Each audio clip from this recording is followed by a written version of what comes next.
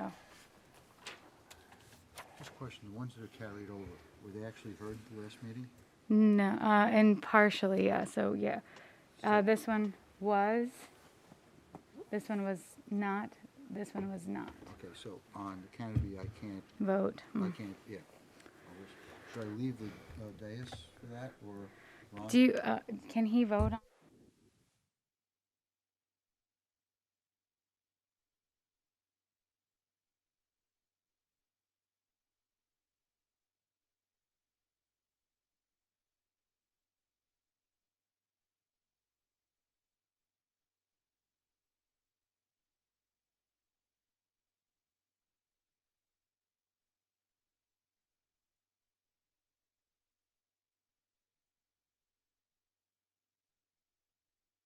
Unlikely event that it would be carried again, and if you had listened to the audio and you're here tonight, you could vote, but I'm guessing it'll be voted on tonight, Okay. so you couldn't. So should I sit through the, up here, or should I?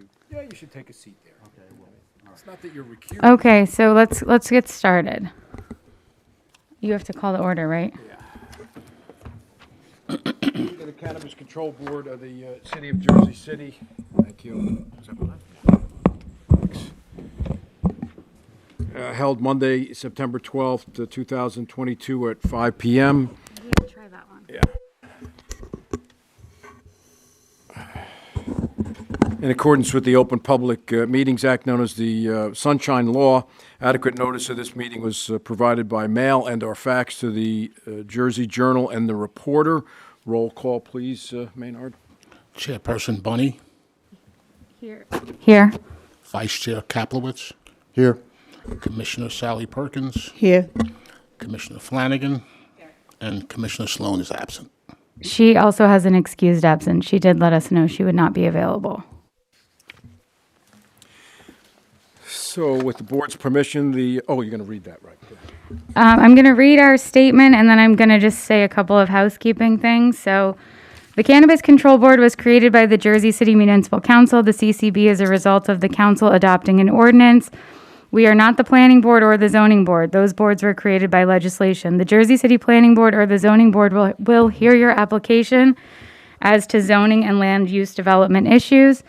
According to Jersey City Municipal Ordinance 22-003, the CCB will only consider the the CCB will consider the following factors in its determination to approve or deny your application: community impact and outreach input, the number of cannabis establishments within close proximity, less than 1,000 feet to the applicant. Just because a cannabis applicant and an establishment is less than 1,000 feet from your application is not necessarily a negative factor. Each applicant must and will be evaluated on the totality of factors in the surrounding neighborhood. We will consider hiring practices employed by the applicant, residency of all applicants and owners, the applicant's commitment to diversity and inclusion best practices, as well as safety and security plans. If the board approves the application, the board will use a preliminary resolution of support, will issue a preliminary resolution of support. Once the applicant obtains state approval, the applicant must return to the CCB for final approval. The CCB shall provide final written approval or rejection within 60 days. An applicant could obtain preliminary approval from the CCB, obtain state approval, but be denied final approval from the CCB. According to Ordinance 21-053, the CCB will ensure compliance with local rules and regulations governing cannabis. Jersey City encourages and promotes participation of minorities, women, and disabled veteran-owned cannabis businesses, and by extension, so shall the CCB. The CCB shall require a Class 5 cannabis retail applicant to address concerns about proximity of a proposed location to a substance abuse treatment center or daycare. I want to just, sorry, give me a sec. Sure. I want to just go over, there's a lot of last minute submissions to the board. We're not going to evaluate that. 3 of us who work up here work for the government during the day, and so we cannot review applications when we're at work. So if you're submitting something the day of, the board is not looking at it, and it will not be, if you want to talk to us about it, you can, but we do not have time to review 8 documents from every single applicant 2 hours before the meeting. So I just want to clear that up. Things should be submitted a week in advance. All right, with the board's permission, we'll call the first application, which is CCB 22-18, Canopy. Is Canopy being represented? Oh, fine.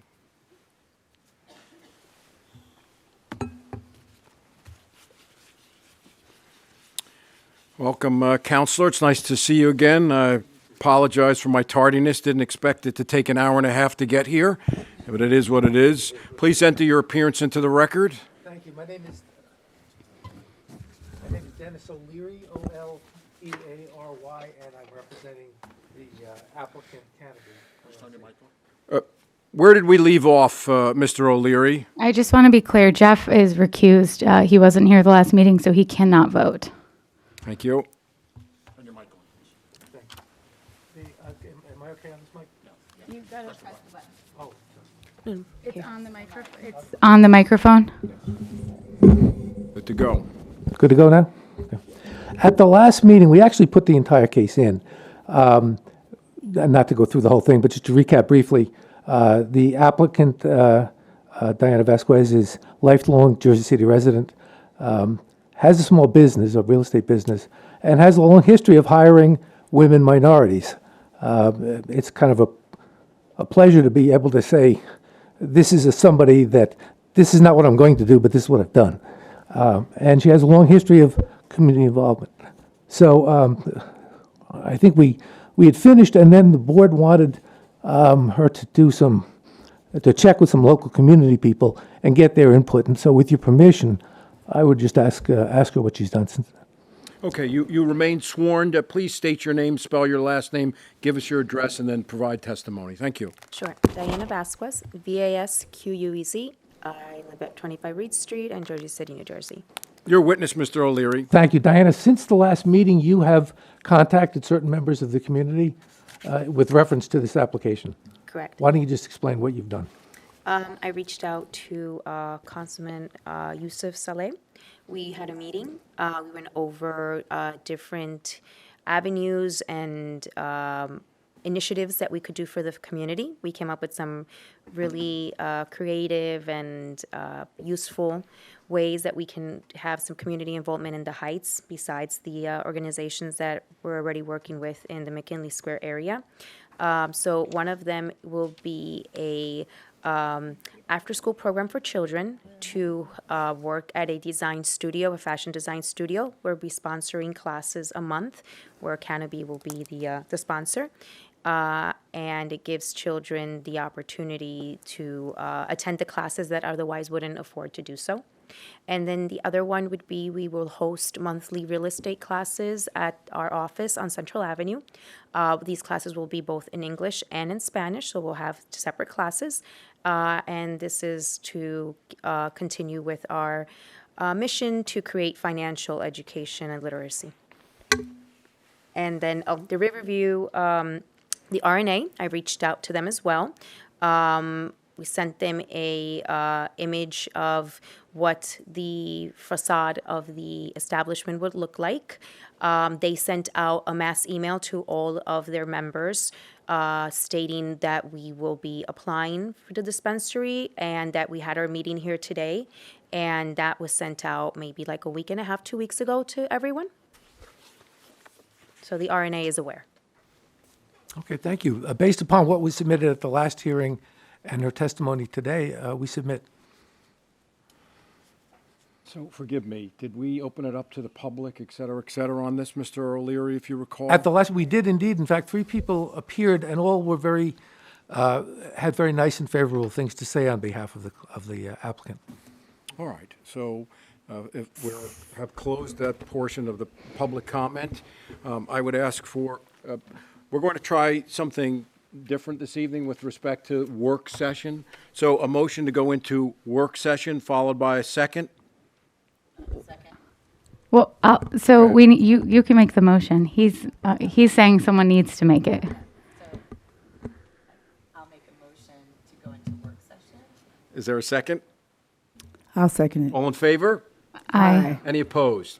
All right, so at this point in time, the board can discuss the positive, negatives, i.e. deliberation with respect to the application. There's to be no response from Mr. O'Leary or any witnesses or anyone. Can we ask the witness questions still? Because I have a question. Oh, sure. So do you have anything in writing from RNA? I have the email the RNA sent out to all the board members, to the entire community, to their members. And there was no feedback? There was no response? No, it just stated that I would be here today at 5 o'clock, and if anyone wished, they could show up. So I guess I'll follow up with that question. So when we asked you to meet with them, did you actually meet with them? Or did you just send them an email saying that you were going to have a hearing here? No, I spoke to Kern. We had several conversations. He instructed me what I needed to do. I sent an email to their entire board, and that is what they proceeded to do.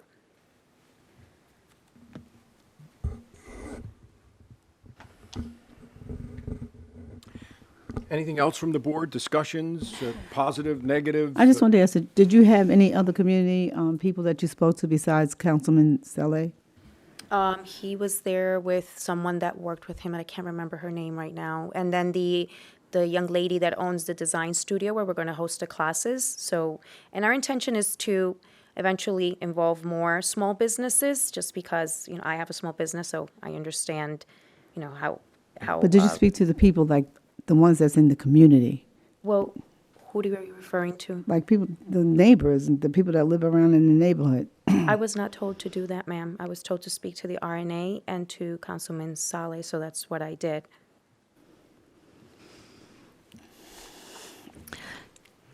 So in my work session mindset, so for me, like starting a business, I want feedback from the community to ensure that like I'm serving them the way they, need and deserve to be served. I hear that there was a meeting with councilmen, but I do think we asked you to like meet with the RNA.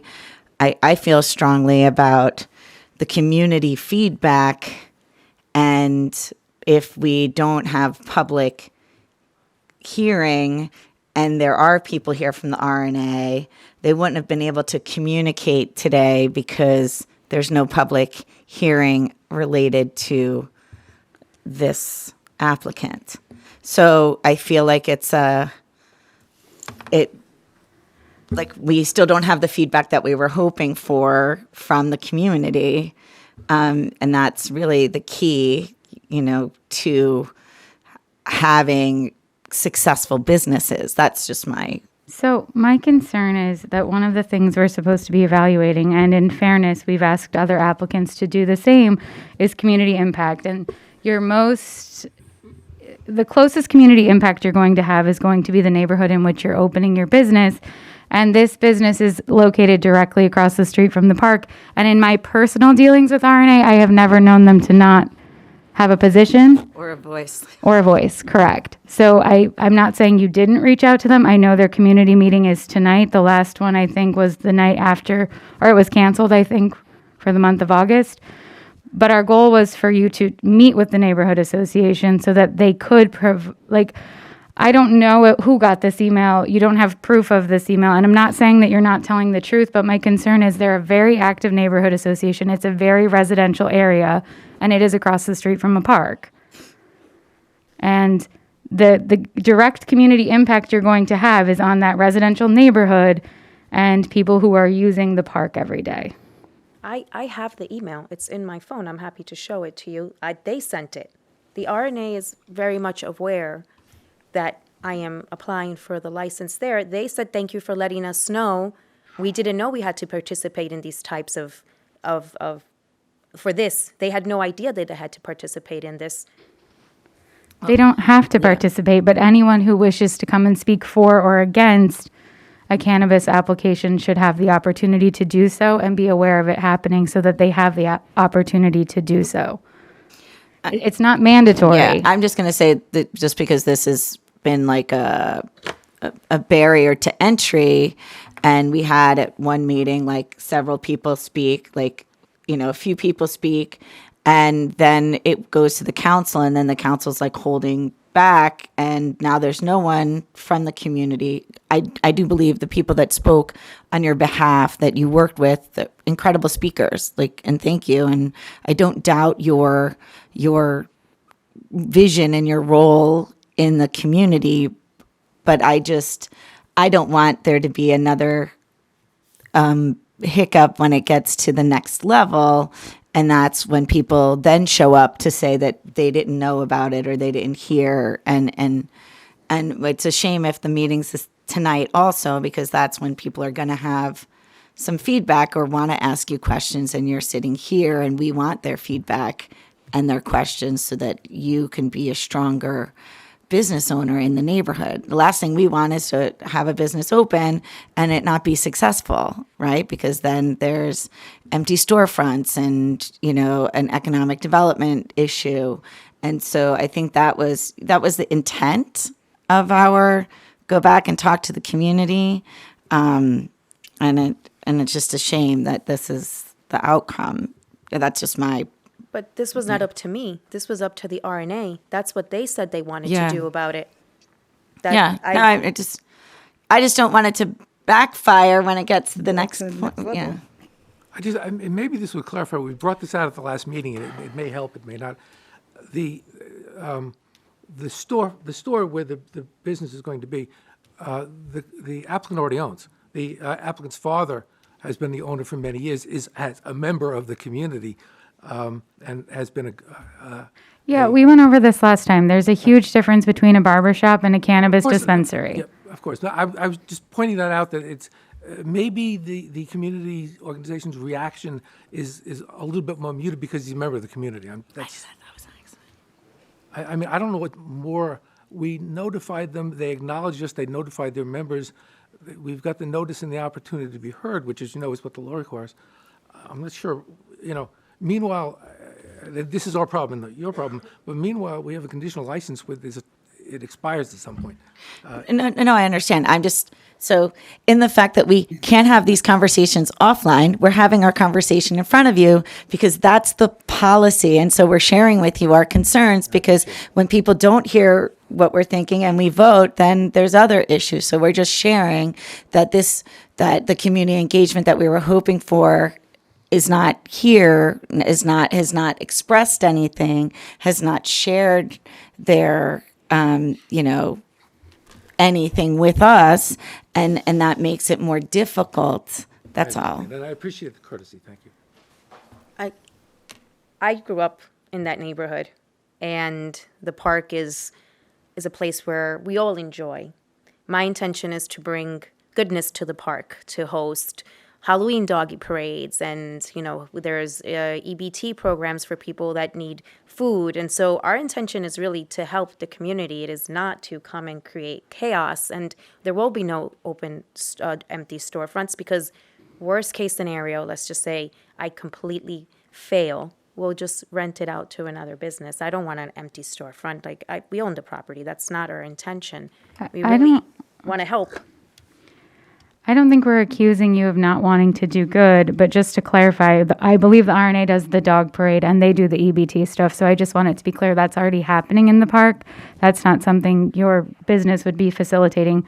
I'm very familiar with RNA and their farmers market. I go every Sunday and they're already doing those things. That's what the councilman suggested, that I participate in that and help even more to the things that are happening already in the community.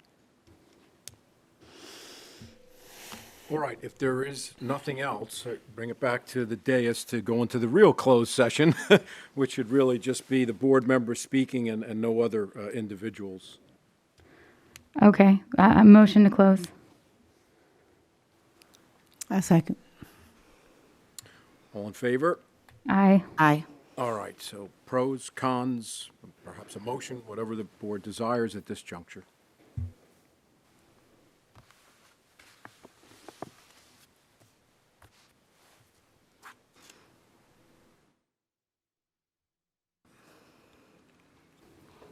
Go ahead, Glenda.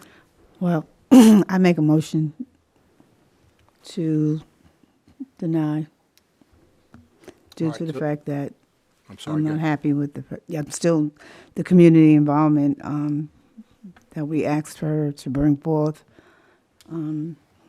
So I'm not gonna. Thank you. Is there a second? I'll second that. Roll call. Chairperson Boney, You can if you want. I'm going to abstain from voting. Vice Chair Kaplowitz, He's also, He is ineligible because he didn't listen to the CD or whatever else might have been available. Commissioner Sally Perkins, Yes. Yeah. So an affirmative vote is to Yes. deny. and Commissioner Flanagan. Aye. All right, the motion to deny carries. Best of luck. Okay, thank you. All right, the next application is CCB 22-20, Aunt Mary's. I'm sorry, Ron. I forgot to say one thing at the beginning. We are also not going to hear applications if the majority ownership is not here. So if the person who is the decision maker for the business is not here, it is going to be tabled and carried to the next meeting. We are not doing that again. It happened twice at the last meeting. It is not fair to the board members who are volunteering their time. It is not fair to the other applicants. So if your majority business decision maker is not here, we are not hearing the application, just to be explicitly clear.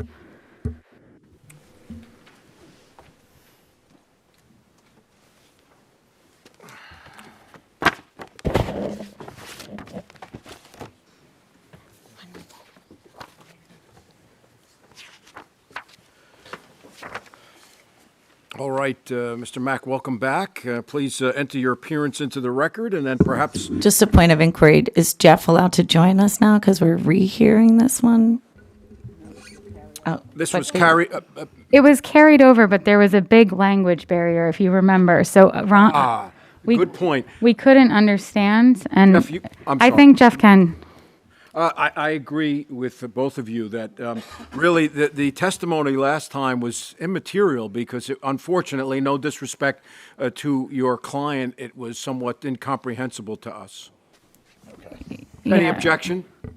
No, I'm fine with reopening this and starting afresh. That's fine. And I apologize, your appearance for the record. Yes, Sean Mack of Pashpenstein, Walter Hayden. Nice to see you again, Mr. Mack. To see you, Mr. Mandela. All right, and welcome back, Vice Chair. All right, so where did we leave off, Mr. Mack?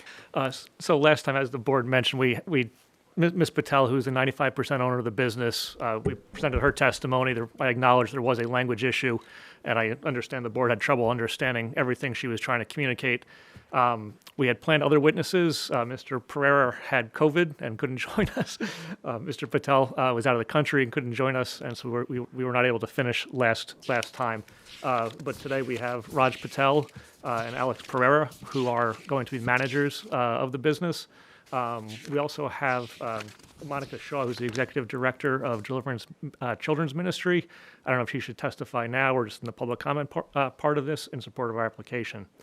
So, Mr. Mack, I have been reprimanded by the council, and rightly so, for missing those applicants that reside in New Jersey. So could you please explain who is the applicant who resides in New Jersey, and may I see some proof of residence? I don't have her driver's license with me today. Do we have it in the? She's a 5% owner of the business, which, as you know, that's the minimum requirement to have your It is. significantly involved person. So that would be Tehal Patel? Tejal Patel, yes. Would you please be so kind as to obtain that, scan it in so that I can make it part of the record? Absolutely. Thank you. Yeah, and whether your application is approved or denied tonight, that proof of residency should be included in all applications going forward. And again, if someone has COVID or there's an emergency, we will waive the 2-week requirement because we don't want to waste anybody's time, not the public, not the board members, not the applicants. So if you have that emergency, anyone, again, please let us know. And Maynard can table we can let you come on the next application and add someone else who's waiting. And I'll get you that as soon as possible. And just so the board's aware, there was a Cannabis Control Board hearing this past Friday, and Aunt Mary's was awarded their conditional license, meaning that the state was convinced that there was a 5% owner. So the state's already verified that as well. Fair enough, but I don't want to be yelled at again, so. Yeah, we, We have a picture of the. Oh, may I if you'd see like it, to that. please? I know this is somewhat unorthodox, but we're forced to for good reasons. All right, so I am in receipt of a New Jersey driver's license for Tehal Patel, and she does indeed live in Cherry Hill, New Jersey, and the expiration date is August 2nd, 2025. Thank you very much. With that, Mr. Mack, first witness. The first witness will be Raj Patel. Raj, would you please raise your right hand? Do you swear affirm testimony about to give the truth, the whole truth, and nothing but the truth, so help you God? Yes. Okay, put your hand down. Please state your name, spell your last name, and give us your address. Raj Patel, Patel. I live at 3 Isaac Lane, Cherry Hill, New Jersey, 08002. Your witness, Mr. Mack. Thank you. So, Mr. Patel, could you explain to the board what will your role be with Aunt Mary's? Yeah, so I'll be the day-to-day manager. I'll be talking to customers, assisting employees, making sure our whole operation runs as smoothly as possible. And I'll also be the 24/7 point of contact for the business. And can you briefly explain to the board what Aunt Mary's has done in terms of security for the business? Right, so we've developed security plans that we submitted to the board, and a part of the security plans is a security overlay of our floor plan, which was designed by Sapphire Risk. so Yes. you don't have to get, I mean, your security information should be relatively confidential, so we're looking for a brief overview, not specific details. Okay.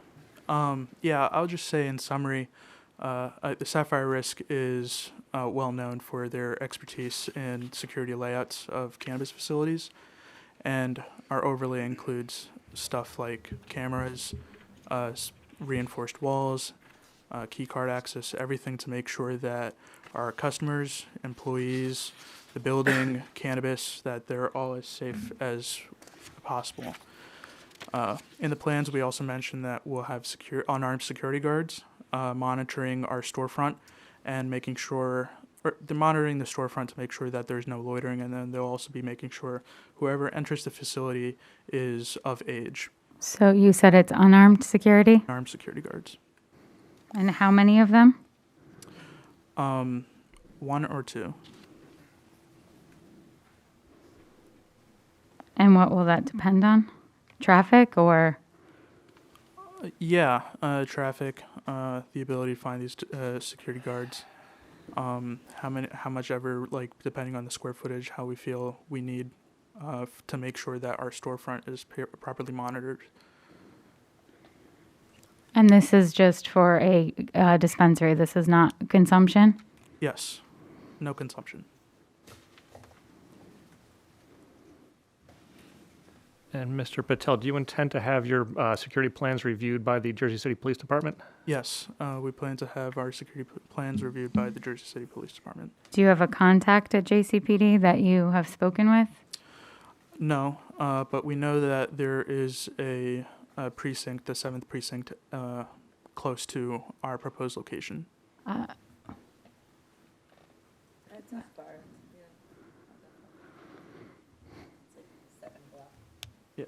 We also That's forward the south? we also forward them over. Okay. Yeah. And Mr. Patel, you mentioned that the guards will be checking identifications, IDs. What else will your company do to prevent underage sale of cannabis to minors? Right. So when an individual first comes into our facility, we'll have a guard check their ID, make sure that they're of age, and they'll also have a handheld reader to double verify that their ID is valid and they're of age. When the individual steps into our sales floor, an employee will check their ID again to make sure that they're not underage.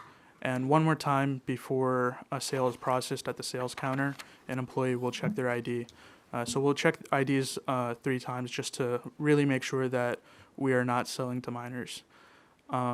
For those who are of age and have children at home, We will instruct our employees to educate these different consumers about the responsibility and safe storage of cannabis, just making sure that cannabis is out of the reach of children. And we will also have signage posted around the sales floor. Last month, your Aunt Chattel testified that the company plans to hire all of its employees from Jersey City and that you anticipate hiring about 20 people. Can you tell the board what efforts, if any, you've made already in that regard to hire locally? Right. So in that regard, sorry.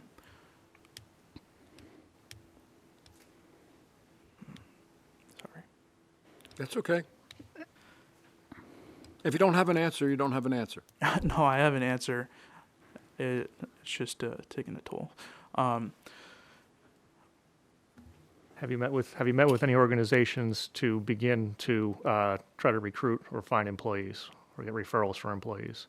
Yes, so it's very important to our family that we hire locally and that we hire Jersey City residents, especially those who have been impacted by the war on drugs. To that end, we've developed a job referral network with Triangle Park Community Center and Scores Reentry. In that network, we hope that anyone who comes to them in need of a job, and if we have openings, then that they would be referred to us, and without worrying about any cannabis training or that sort. Scores Reentry works with formerly incarcerated individuals, so we see that as a chance to be able to work with those impacted by the war on drugs, should they come across Scores Reentry. And Scores Reentry also plans to hold a job fair in February, and so we've discussed with them about participating in that job fair, even though we know that we can't hire yet, but just to be familiar with potential employees in Jersey City. And so far, actually, Triangle Park Community Center has referred us to one woman who we've had significant discussions with. And she's very interested in our business, but we're still working out an agreement.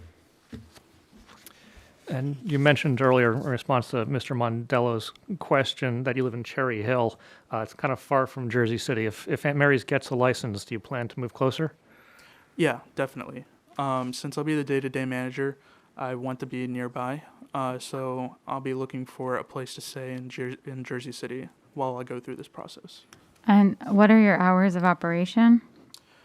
Hours of operation go from, I'm going to say, like whatever the maximum allowed is by Jersey City. So I think it's not that defined. I think it's really for you to tell us your hours. Correct me if I'm wrong, Maynard. It goes by neighborhood. There's some neighborhoods that have zoning that can be open later than others. The hours of operation are actually mirrored to the liquor licenses, so if it's just retail, it'll be till 10. Yeah, so I 7 believe to 10, I Seven. recall, right? 7. I think it's 7 a.m. to 10 a.m. But on Sundays you can only sell liquor from. 11 changed. I thought it's 12 to 9. No, it changed to 11. Oh, really? Yeah, I under- thought it Buy was right downtown does not. have It's only for brunch that it's 11 Yes. inside a restaurant, but not in the store. Yeah, a liquor store is noon. Correct. Yeah. So we're thinking about open to 8 to 10. 8 a.m. to 10 p.m. Yes. And then noon to 9 on Sundays? Yes. Okay. Yeah, if it's truly reflected of the liquor license hours, then yes, 9 to Sundays.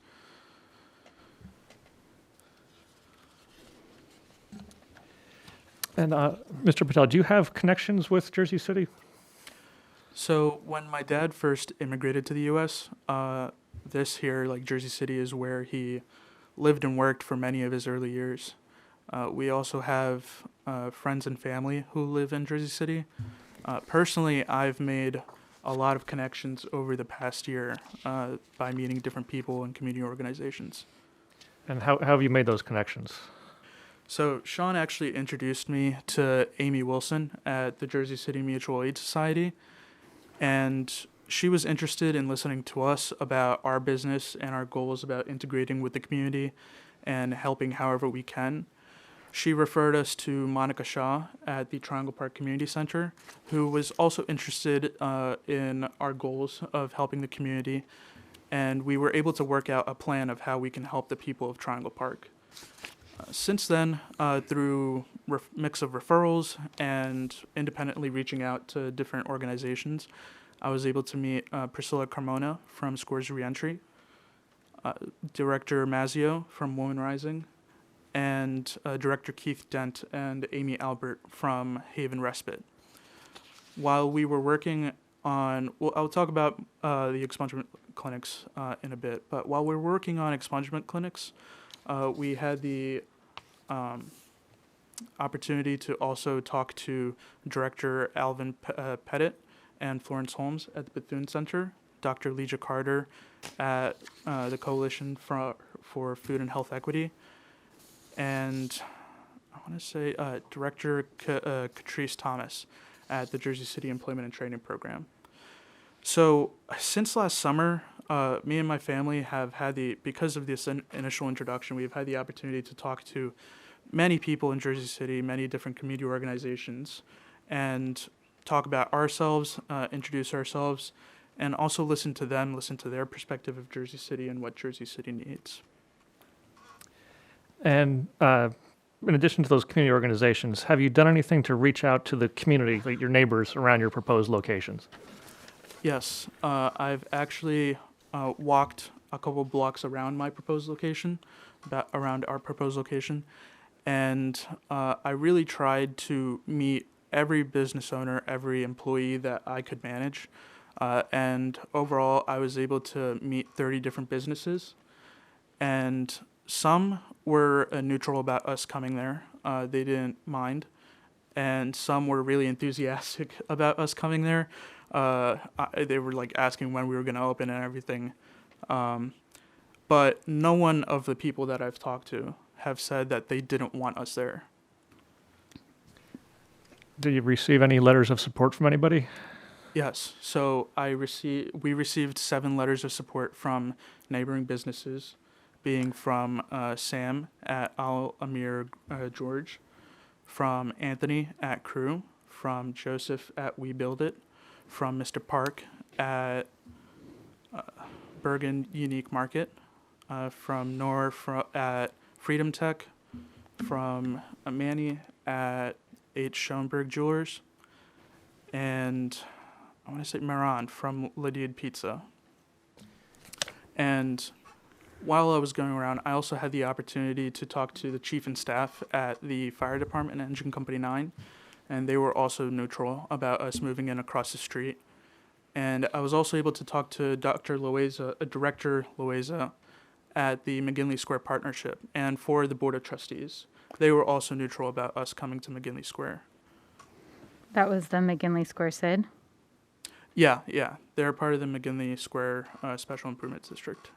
And they were neutral? Yes. Okay, and did you reach out to St. Peter's or to Hudson Catholic? Because I believe you're in close proximity to them as well, correct? We're nearby, yes. Did you? No. You did not reach out to either of those institutions, okay. And Chair, we brought copies of those letters of support, but based on your comment earlier today, unless you want them, I won't hand them up. You can give them to us, but we're not going to sit here and review them. You guys really have to get us stuff a week in advance.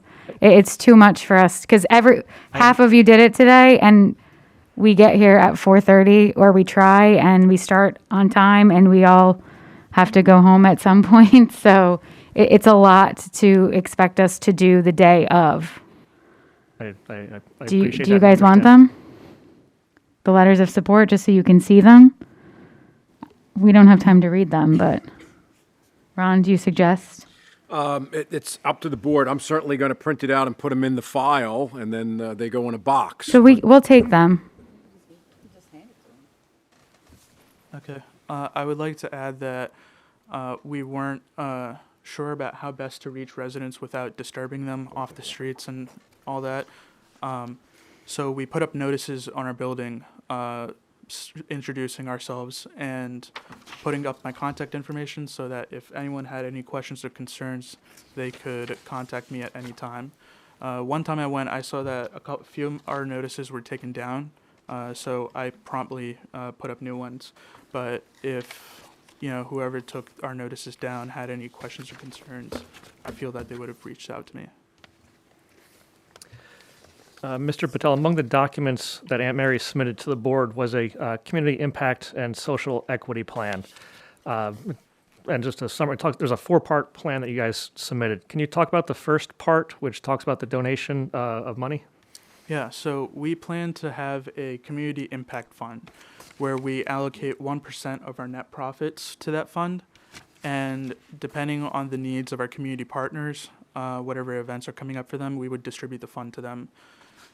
So far, actually, we've made donations to Triangle Park Community Center, Deliverance Children's Ministry, and Scores Reentry with food drives, back-to-school drives, and scholarship. And we plan to continue this this fall/winter with Thanksgiving and Christmas coming around. The second part of your plan talks about the donation of time. Can you explain what that entails? Yeah, so we will encourage our employees to volunteer at the events of our community partners. And if they volunteer, we plan to compensate them for that. Me and my family have also volunteered at events of our community partners over the past year at Triangle Park Community Center and Scores Reentry. The third part of your plan talks about expungement clinics. Have you done anything in that regard? Yeah, so we've hosted 2 expungement clinics so far. At these expungement clinics, we hired Michael Hoffman, who's a well-known expert in facilitating expungement clinics, to facilitate our clinics. We had lawyers from Sean's firm, and we had students from Seton Hall as well at our last expungement clinic helping out. At our first expungement clinic, we had the legal front, right? We were able to help a few people apply for expungement or file for expungement, but there were also a handful of people who weren't eligible for expungement, so they really just had to go back home empty-handed. So for our second expungement clinic, we tried to think of how we could help the people who... Is your microphone on? Yes. Okay. Should I go closer? Yeah, sorry, our reporter is not here, so. Okay. So for our second expungement clinic, to help those who couldn't file for expungement, we invited different community organizations as potential, like maybe they could talk to them for next steps. Like they couldn't get an expungement, maybe they could get skill training or maybe a lead on a job or housing.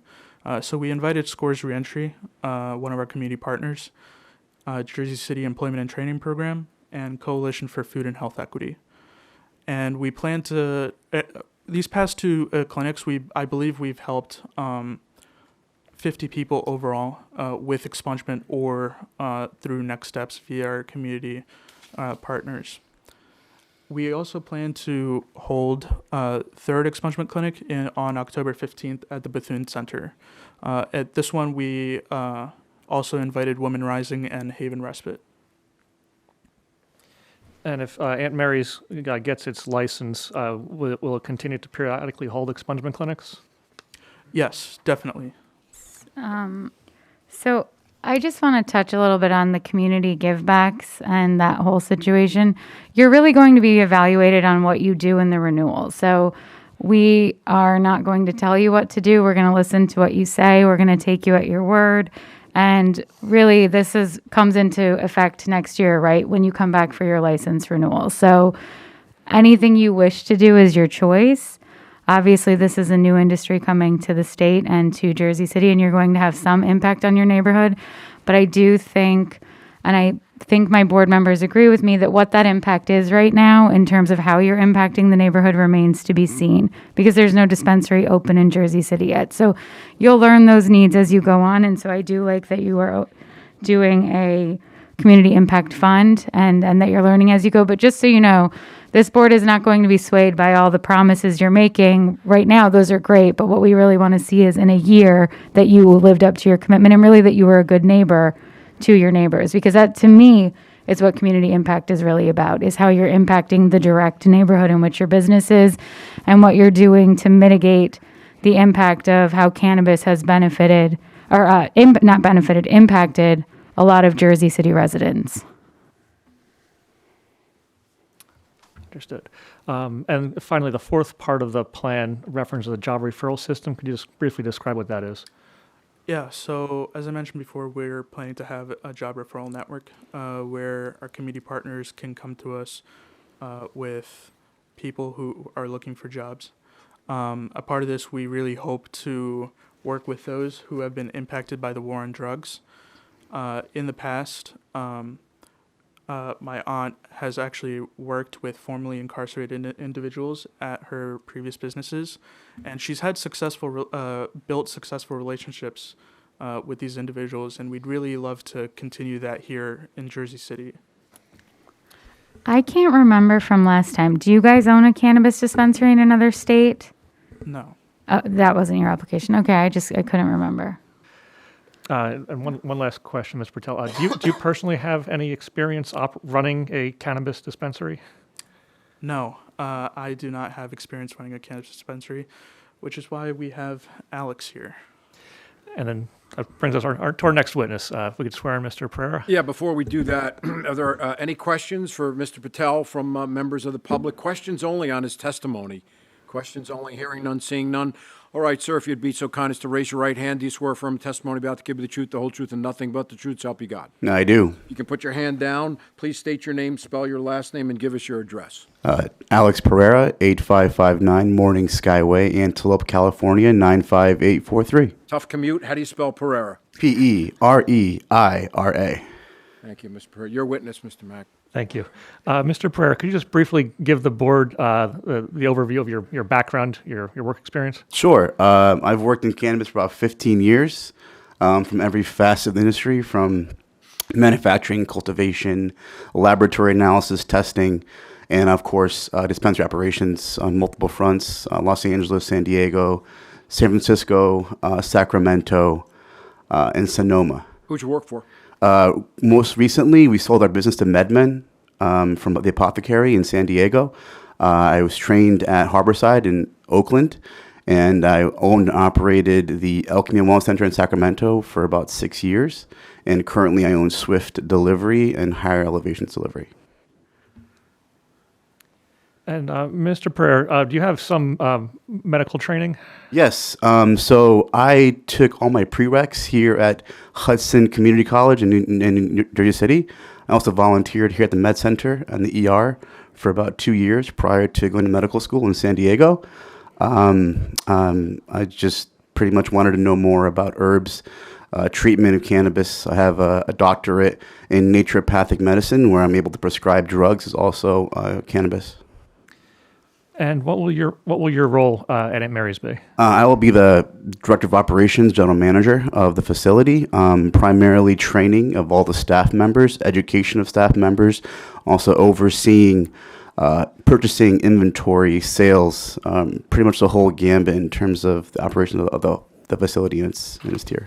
Is that temporary and then you go back to California? No. I want to move back here. And the only reason I moved out of here was with medical school, and then I got stuck out there and haven't been able to move back here. Stuck in San Diego. I know someone. I want to say that I'm from Connecticut originally, so all my family and friends are in New York, New Jersey, and Connecticut, so I want to come back closer to home. So if Aunt Mary's were to get a conditional license, you got your conditional from the state. If this board were to approve, you would be also moving to Jersey City? Definitely, yes. Okay, and you guys said you're hiring 20 employees. Do you know what the approximate pay rate is, and will you be offering benefits? To either, I want to say we're thinking around 18 per hour, and we'll definitely have benefits. And obviously, compensation will be increased for managers and positions that require more managerial roles. And yes, I mean, I have a lot of contacts here. I worked in Jersey City at the Tap House when I was in Hudson. Met a lot of contacts in this during my tenure here, about 2 or 3 years. I lived in Newark as well, so I have pretty good footing here.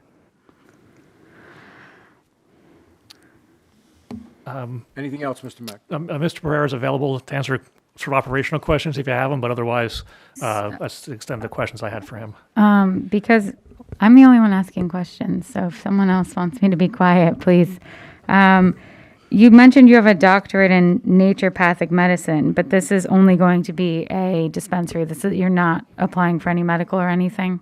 Not that we have any say over that, I just want to understand. No, not at all. Recreational only.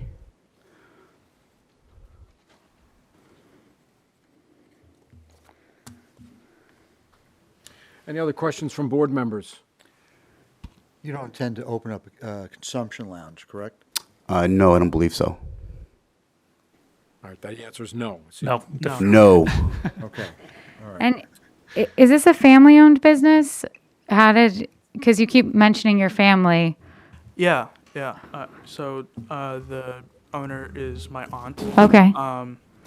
And the other owner is also my aunt. And the investors we have are also family.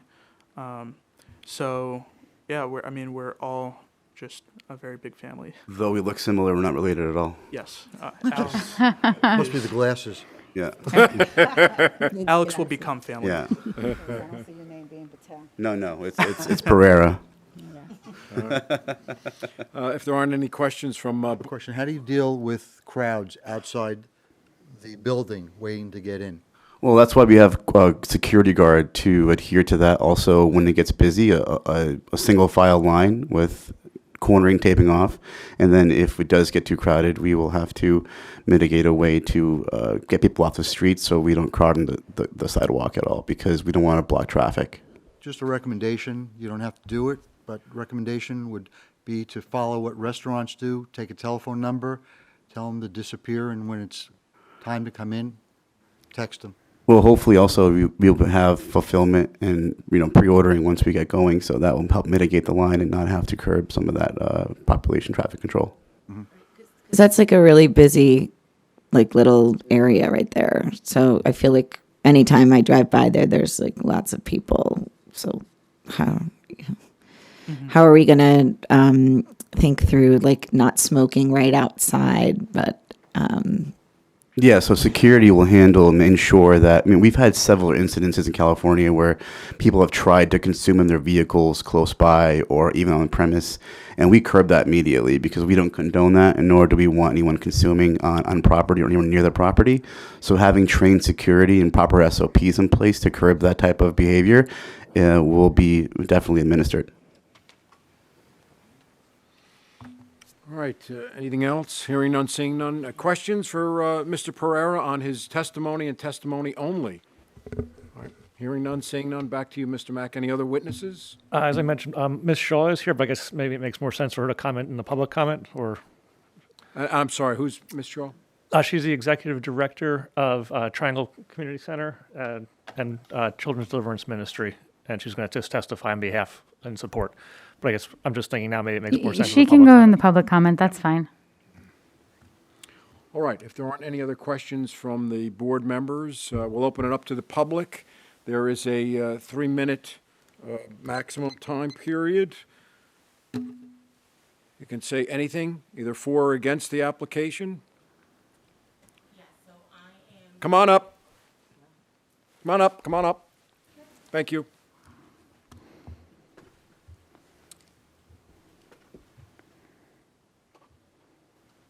You can go right to that podium. Welcome. Please raise your right hand. Do you swear affirm the testimony about to give you the truth, the whole truth, and nothing but the truth, so help you God? Okay, you can put your hand There's a down. microphone there for you. There's a microphone there. Please state your name, spell your last name, and give us your address. Thank you. Sure. Good evening, everyone. My name is Monica Shaw. I play dual roles. I live in the Greenville section, Ward A of Jersey City, 24707 Old Bergen Road, if you need to have that. I am the director of the Triangle Park Community Center, and I'm also the executive director of Deliverance Church Ministry, which is a 501c3 nonprofit. So my relationship with Aunt Mary's LLC Incorporated began in 2021, where they had been, they approached me with, actually Amy Wilson from Jersey City Mutual Aid had introduced us. And we quickly became partnering with a donation of school supplies. And actually, Raj was the one that I had the direct contact with. They were provided 500 worth of supplies during our back to school. It was very favorable. We were able to help about 75 students in the area of Greenville.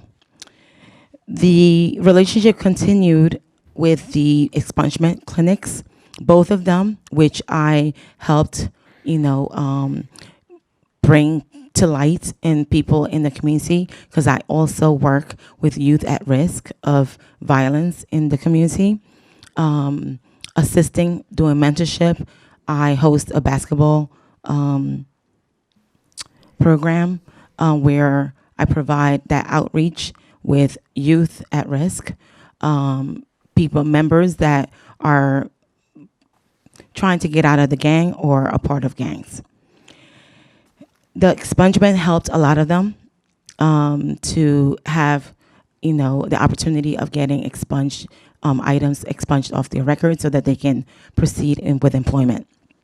So I think it was very favorable and positive for the community as a whole. Our relationship has continued with Aunt Mary's pledging to provide us with yearly donations for my outgoing programs that I have and host in the community. Recently, I hosted a back to school affair at Audubon Park, which is now Ward F. It used to be Ward A, and we were able to help over 300 families, a total of 500 kids, from the donation of Raj Patel and his family and Aunt Mary's. This event was a collaboration with not just Deliverance Church and Ministry, but also 2 other nonprofits that are also very committed in the community. And we all felt very favorable in the fact that Raj and his team has been able to help and continue to help with the community. And I just hope that, and I think it will, right? Continue to forge that relationship, going forward as Aunt Mary's becomes opened. Thank you, Thank Michelle. Anyone else wish to comment?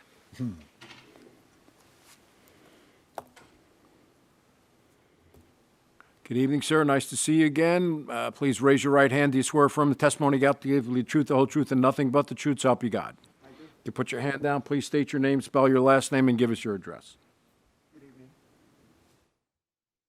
Good evening. My name is Lorenzo Richardson, and I'm here speaking on my own behalf as a resident and taxpayer here in this city. I am speaking against this application. I also have a concern about the fact that I feel that there are a lot of donations being made just to try to get an application. The other issue I have is that that area is directly across the street from an apartment building where people live. Of course, Women Rising is right around the corner, and that is a very busy area, as Ms. Flanagan said.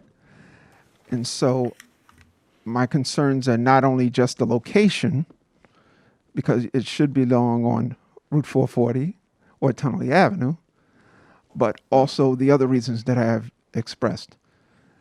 I feel that if you're going to continue to do this process, you might want to start looking at what Bayonne is doing.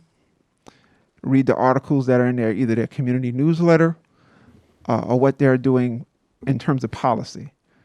They are deciding to put those things along Route 440 on the highway. They are trying to be responsible. They're not going to put them in the neighborhoods. I just have a point of inquiry. It's that we're going off of the And the focus and so my point to is- my something point that's is- not Yeah. within our So Lorenzo, if jurisdiction. you want So my to, point I is- know, but if you want us to change the locations, you need to go talk to the city council. And my point is, well, that's really up to the applicant. So, but my point is that these locations are inappropriate. This particular location is inappropriate for this application, and I feel that it needs to be somewhere else. Thank you. Thank you. I'm just going to say one more time, the planning board and the zoning board decide where these are allowed in the city. The council is who would decide the number that we're allowing, correct, Maynard? And so those are things that you have to bring to the city council. They wrote the ordinance. We did not. We had no input. We can simply make suggestions to them, and you all have the ability to do the same. You can email them. You can go to council meetings. Their next two are next week. And I would encourage you to go voice your thoughts to them directly, because we can only vote based on what the ordinance says, what the planning board has told us is okay, where the zoning allows for cannabis businesses. Anything beyond that scope is not this board's purview or decision. All right, anyone else with respect to public comment, either for or against? All right, hearing none, seeing none. Mr. Mack, you want to sum up, and then the board's going to, well, we're not going to go into work session unless the board has no other questions for the applicant, but did you want to sum up, or? Yeah. Based on what we presented to you this evening, we'd ask you to approve our retail application. All right, thank you. Do any of the board members have any other questions of any of the witnesses that have testified so far? Hearing none, seeing none, I'd ask for a motion to go into work session. I'll make a motion to go into work session. Is there a second? I'll second it. All in favor? Aye. Any opposed? All right, back to the board to discuss pros, cons, positives, negatives. I think they meet the qualifications of the state and the Jersey City state statute and the Jersey City ordinance. There's residence in New Jersey. There is a complete application. I don't see any reason not to approve. No, I was going to say that this is a business district, which I feel is like ripe for business. And I think it, makes sense to be in a SID that is engaged. And if you've already spoken to them, I think I would move to approve this application. Okay, so wait, I had a thought. And I lost. Oh, I want to bring up what Lorenzo brought up about charitable donations. That is not moving this board in any direction. No one is. If you're doing it for that reason, that's disingenuous, and that's not why you should be doing this. But we will be evaluating what everybody does in a year from now. So if you're coming to us with this idea that you're going to impress us and you do not follow through with what you're saying you're going to do, your license is not going to be renewed. So people who are coming up here and making grand promises, it's kind of a catch-22. So people who are coming in front of this board should say what they mean or say what they intend to do, but it will be evaluated at the 1 year mark, and that is not what is moving this board, to be very explicitly clear. I don't even think Lorenzo's here anymore, but it's on the record, so. You can repeat it the next application.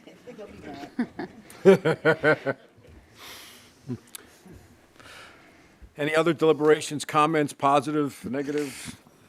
If not, go ahead. It's a condition of my vote, so I guess I can wait. Well, I'm just, Discuss this condition. Just one of the So I want to make sure that we're being fair. So we already know their feelings on it. I'm not suggesting that it's going to move how this board votes, but it would be unfair of me to not ask you to try to talk to, well, not to try, to talk to St. Peter's and to talk to Hudson Catholic, because another applicant had to go through a very extensive process with them. And we do know their feelings. I believe one of our board members can't speak because she is an employee of that institution and they are not here. But I know some of us disagree with their position, but they are still your direct neighbors, and they have a lot of concerns about this industry coming into the city. And because we did make another applicant meet with them, if you are approved and should you come back to this board for final CCB approval, we would ask that you have something in writing to be clear from them that at least you met with them. I'm not looking for what necessarily the outcome, but I do want to know that you met with both of those institutions. Reasonable condition. Anything else? On that, I make a motion to close the working session. I second. All in favor? Aye. Aye. All right. Is there a motion for or against? So again, I'm going to make a motion to approve this application. All right. Is there a second? Second. All right. Roll call. Chairperson Bunny, Yes. Vice Chair Kaplowitz, I approve. Commissioner Sally Perkins, I approve. Commissioner Flanagan. Yes. Motion carries. Congratulations. Best of luck. Thank you, guys. Thank you for your time, board. Let's just keep moving. All right. CCB 22-21, Bud Space. Is there a representative for Bud Space? Oh, right. Jennifer.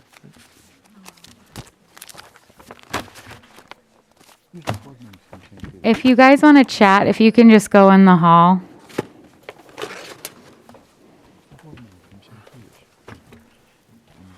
Stacy works at St. Peter's. That's why she was recused last time. Stacy works there. She's a teacher. All right. Jennifer, when you get situated there, please enter your appearance into the record. That's why she recused herself. All right.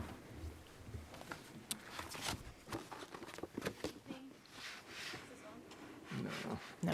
Good evening. My name is Jennifer Cabrera with the firm of Vicente Cedarberg, and I am representing Bud Space, LLC.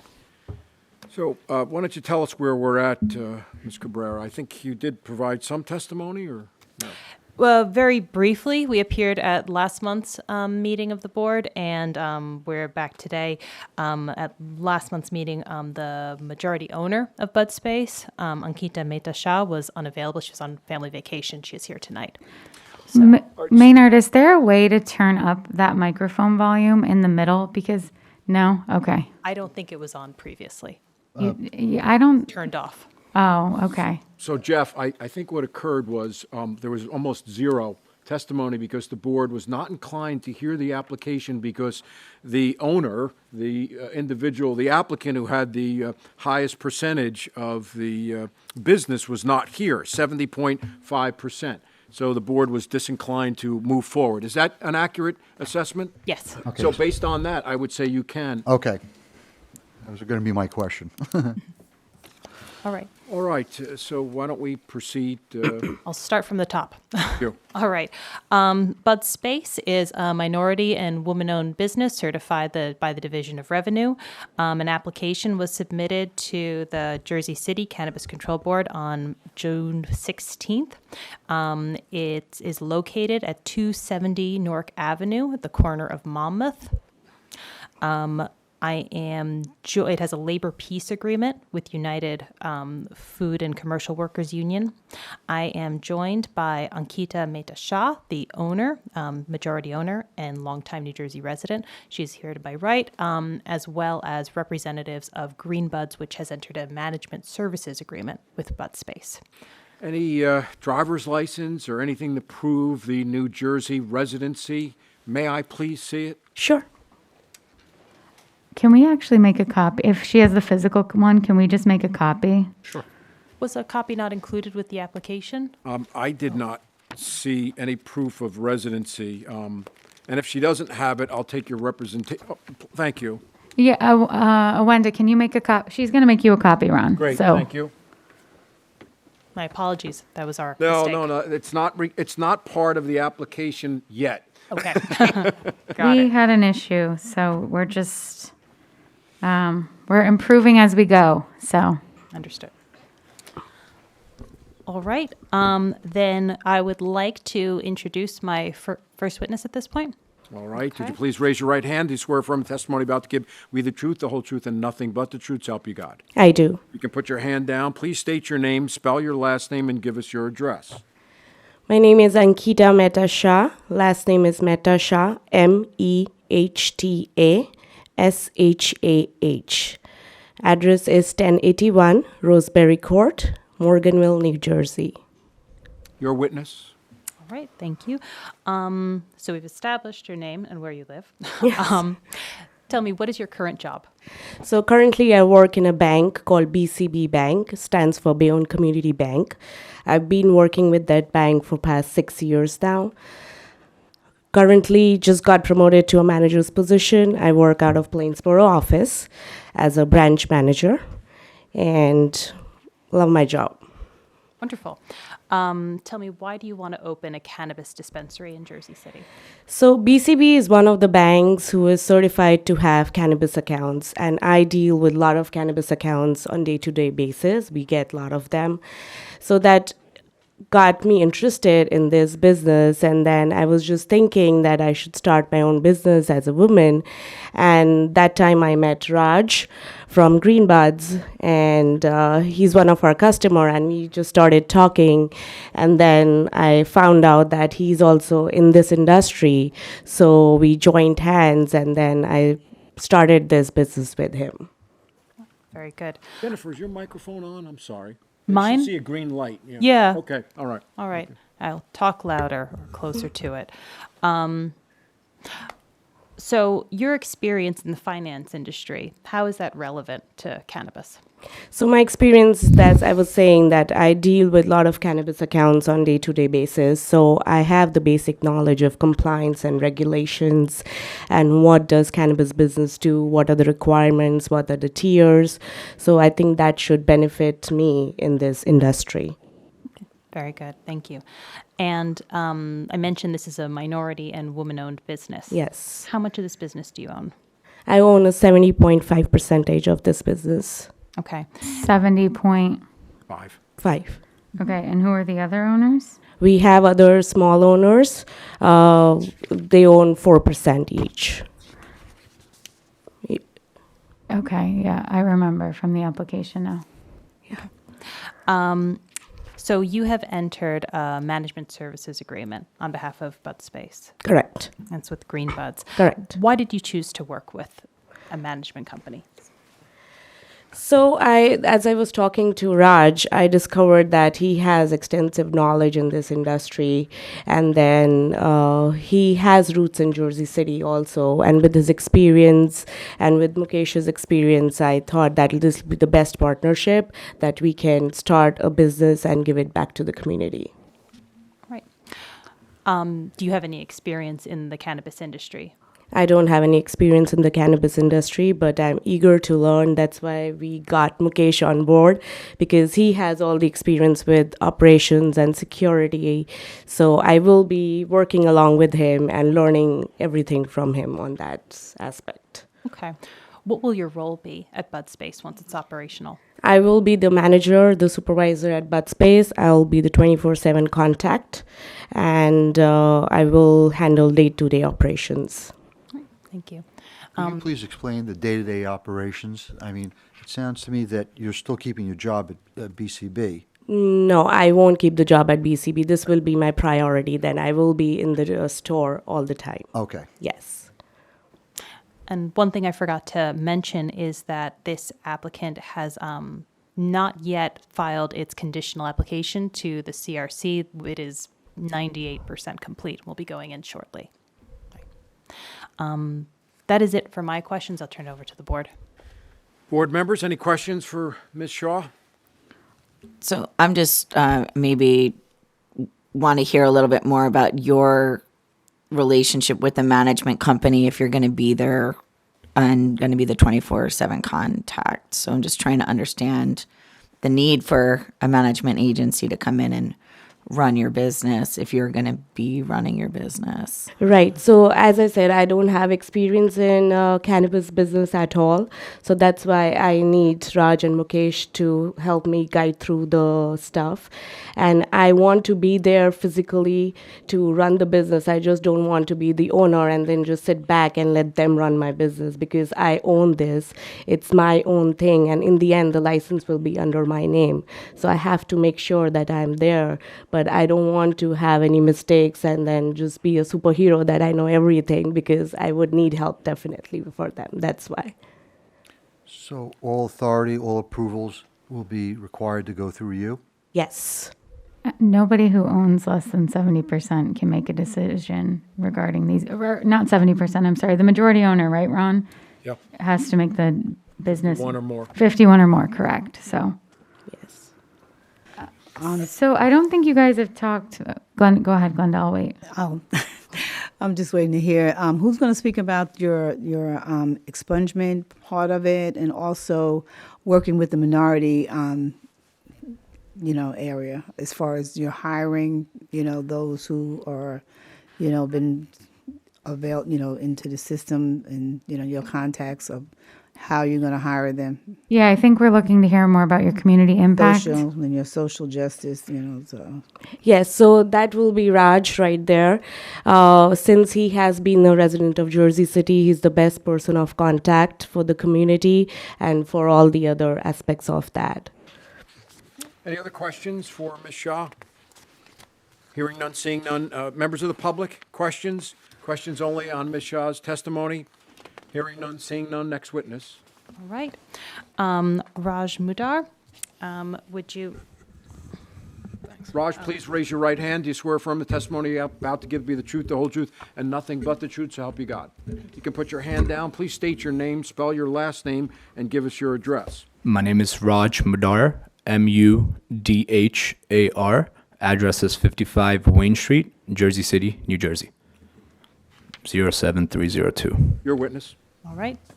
Thank you, Mr. Mudar. How much, you own Green Buds, correct? Yes. How much? 100%. Okay. What services will Green Buds be providing to Bud Space? There you go. Sorry. Operational. So, how about, sorry about that, we're a bit cramped here. Let's start maybe with the development of the property. So if the property at 270 Nork, right? Sure. Will Green Buds be involved in the redevelopment of that? So we plan on working with Ankita to oversee the construction as well as the store's design. Okay. How about what other day-to-day activities will Green Buds be involved with? So some may include things such as local hiring, training for staff, business administration tasks, as well as working with vendors and, of course, complying with state regulations. Okay. Well, Chairwoman Bunny has asked specifically about your experience working with Jersey City and also the outreach efforts that Bud Space will be making. So let's start with your experience in Jersey City. Sure. So my parents actually began real estate development in Jersey City in 2009. Now, I was only in 8th grade at that time, but I would come over the weekends with them. Granted, I would stay in the car when they were having their meetings, but I would still see the city while they were driving through it. Now, this is in 2015. We're skipping a couple years. As soon as I graduated high school, every summer I began working with the family real estate business in Jersey City on a daily basis every summer, doing odd jobs for the family business. And in 2019, right after graduating college, I began working full-time in Jersey City. And since then, I haven't looked back. And throughout the time I've been working here, I've heard so many, older generation folks say. I've heard so many older generational folks say that, wow, everywhere you look in Jersey City, there's a new building. 20 years ago, none of this existed. Now, the past 3 years, I have first-handed experience in seeing this happen. Not just seeing, thankfully, being part of it. Working in various construction projects throughout the city. It looks really, it feels great to see something that you took that didn't look as pleasing and turning it into something beautiful. So Bud Space has entered into memorandum of understanding with a couple organizations locally in Jersey City. Can you tell me about those? Yes, we've approached 2 organizations. One is Sarah's Daughter. And the other is Redemption House. Sarah's Daughter is a domestic violence awareness organization, and they offer counseling and mentorship to women and families that go through domestic violence. Redemption House is it works combat homelessness as well as poverty while promoting local engagement, local community engagement, as well as job placement. Okay. And how about our Bud Spaces initiative? Can I just ask a little bit more like how you found these organizations? Yeah, sure. Actually, we spoke with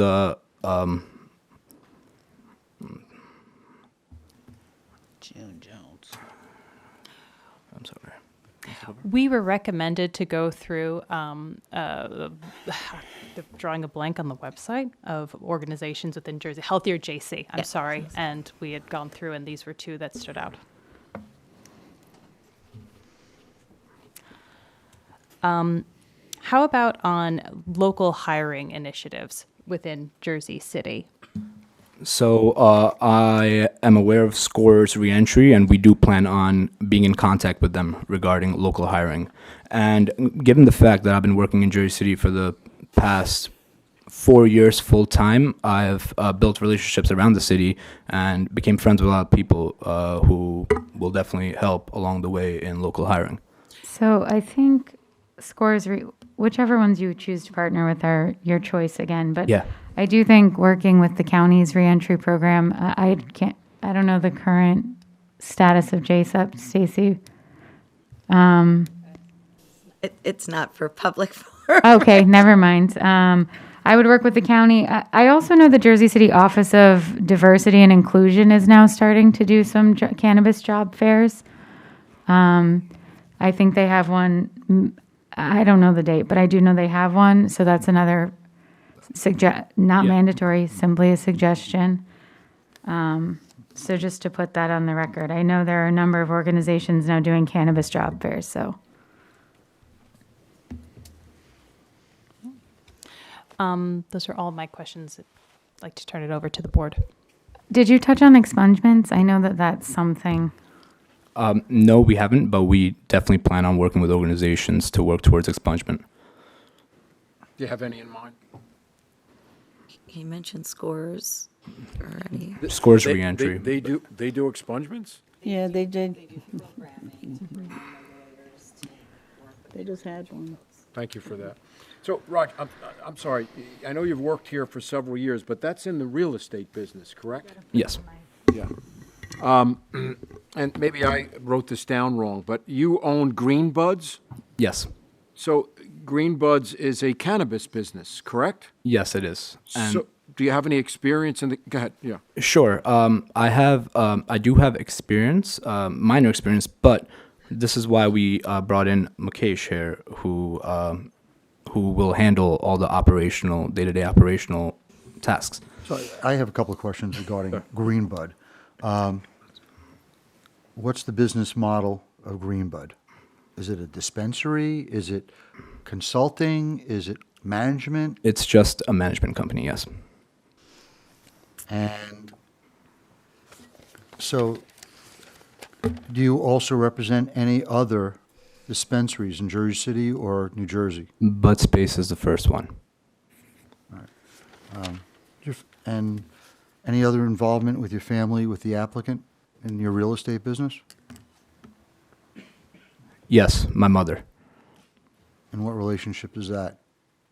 She is a minority owner. One of the 4%? She's the 4%? Yes. So I just, as far as management company, I'm not really quite hearing what the management company is doing. So I'm hearing that you're going to work with vendors. Like, in what way are you helping recommend selected product line, pricing? Like, what is it that you are doing that I'm just trying to understand?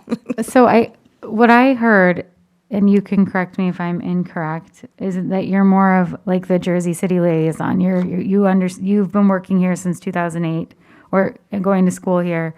So you're trying to help them Greenbuds is more, you're saying management, but what I'm hearing is more consulting. You're trying to help consult with the local community, whereas Mukesh, I think is what you said his name is the cannabis expert per se. Yes, who is also part of Greenbuds. Okay. Okay, so, are you partners, or is he an employee of yours, or? So he's director of operations. Okay, so you're the sole owner of Yes. Greenbud? And he's your operation manager? Yes. So let's hear is it okay, you guys, We're gonna- for us to hear from Mukesh? First, the public. I'm guessing there won't be any questions, but any other questions for Raj from the board members? Hearing none, seeing none. Any questions from? Who's going to oversee you're going to oversee all the hiring? Excuse me? You're going to oversee all the hiring? Yes, I'll be with Ankita. Okay. Anything else? Board members? All right. Members of the public, questions and questions only on the testimony that Raj has provided thus far. Hearing none, seeing none. Next witness. All right. Please raise your right hand. Do you swear affirm the testimony about to give you the truth, the whole truth, and nothing but the truth, so help you God? Yes, I do. Please state your name, spell your last name slowly, and give us your address. My name is Mukesh Patel, last name Patel, Patel. I am residing in 5375 Mason Grand Drive, Mason, Ohio. Tough commute. Well, how do you spell your first name, sir? Mukesh, Mukesh. Your witness. All right. Thank you. Mukesh, what is your role at Greenbuds? So I will be helping Ankita and Raj on a day-to-day operation, and also helping with them with the security. As far as just a little background on my side, lived in Connecticut for 40 plus years. Have a long history here in Jersey City. Uncle, aunt, cousins still living here in Jersey City. I remember growing up in Connecticut, coming here in the summertime, spend time with cousins on Newark Avenue, New Clark Street. Those are the cities and streets that we used to hang out with when we were kids. So yes, as far as my Jersey City connection, 3 years ago I was asked to help run a medical dispensary in Ohio.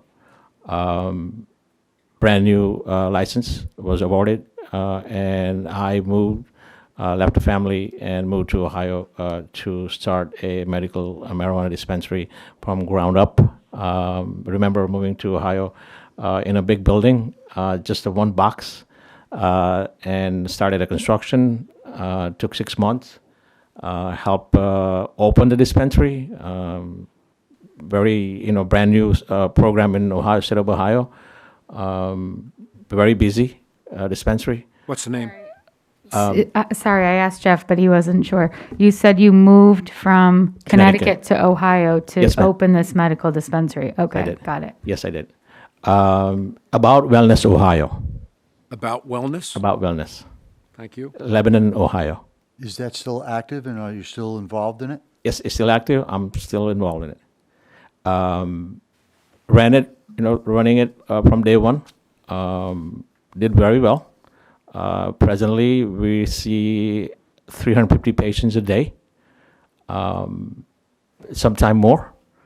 We have a system set up that helps the patient go through as far as the process of in and out very quickly. Rarely see any lines outside the way the system is set up, mostly because of the online ordering system that we have set up. So patient don't wait.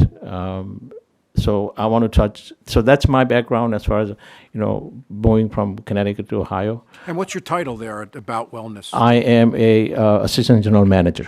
Assistant? General manager. Thank you.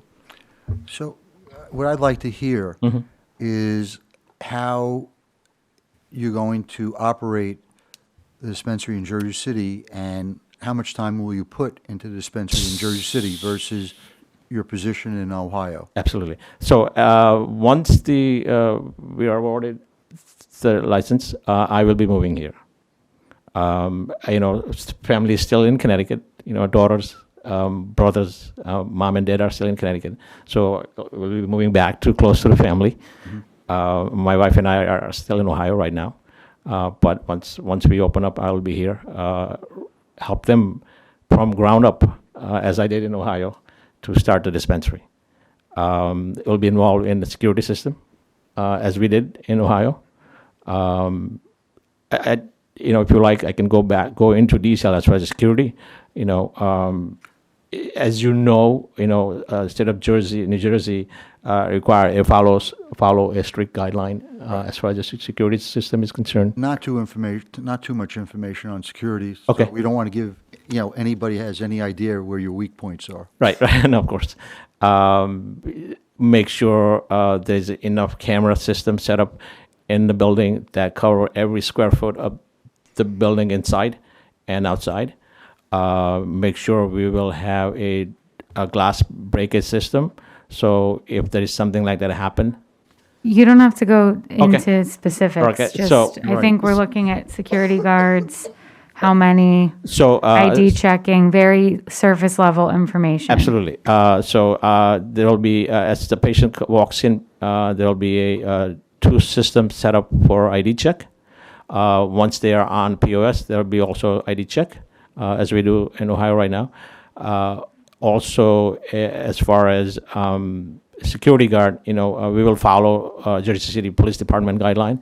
If we are needed, we will have a security guard present. If the Jersey City Police Department require for us to do that.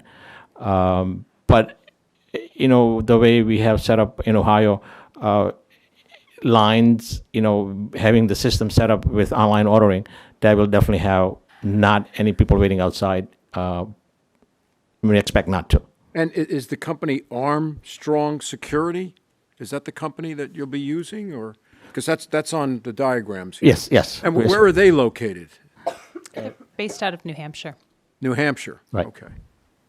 All right. Thank you. Anything else?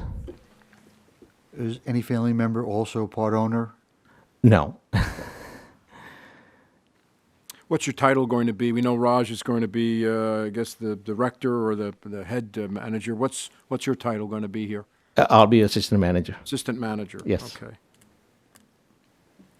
Is that a demotion from assistant general manager? That's how the Ohio does it. They don't have a manager per se. All right. Any other testimony? I see that Jennifer may be pointing something out.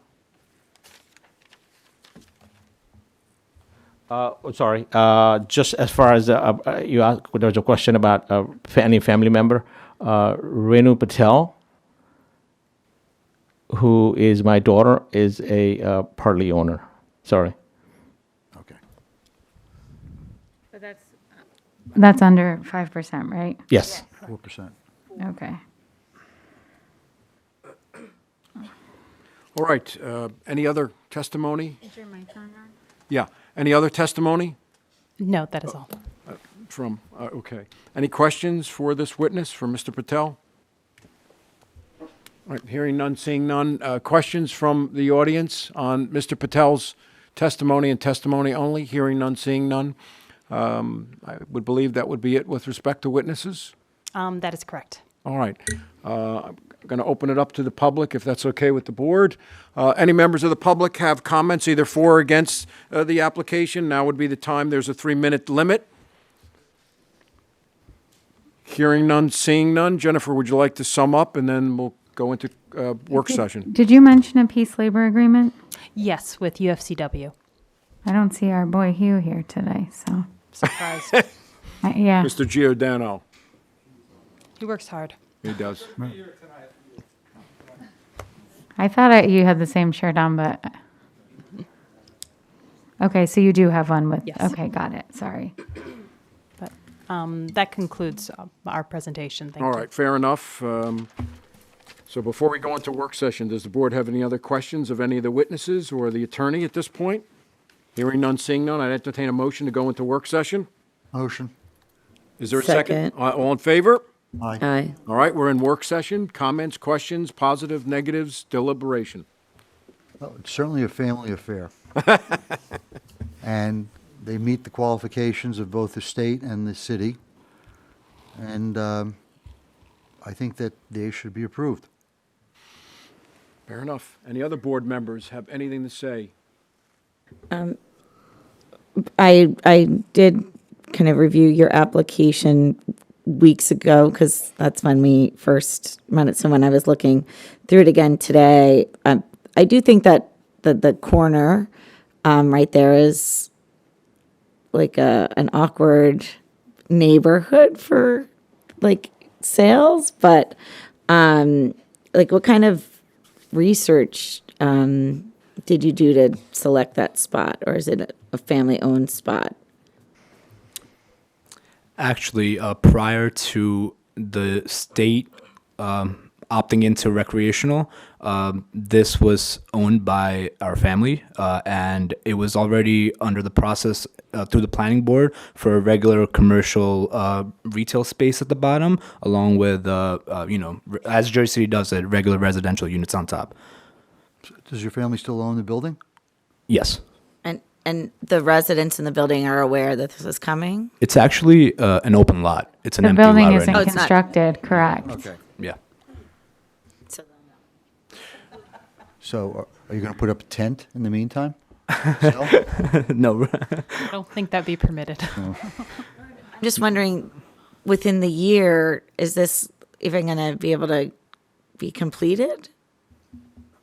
Absolutely. Okay. All right, I make a motion to close the work session. Is there a second? I second. All in favor? Aye. Aye. Aye. All right, we're back into the regular session. Motion for or against? I make a motion to approve. Is there a second? I'll second that. Roll call. Chairperson Bunny, Yes. Vice Chair Kaplowitz, Yes. Commissioner Sally Perkins, I'm just gonna go ahead and say yes because I'm outnumbered. Yes. Commissioner Flanagan. I've done that in the past. Motion carries. Congratulations. Best of luck. Thank you. All right, CCB 22-22, Cream Dispensary.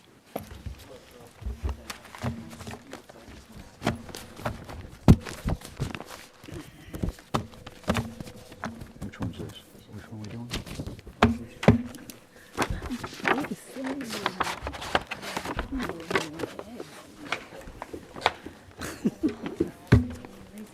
Oh, plenty.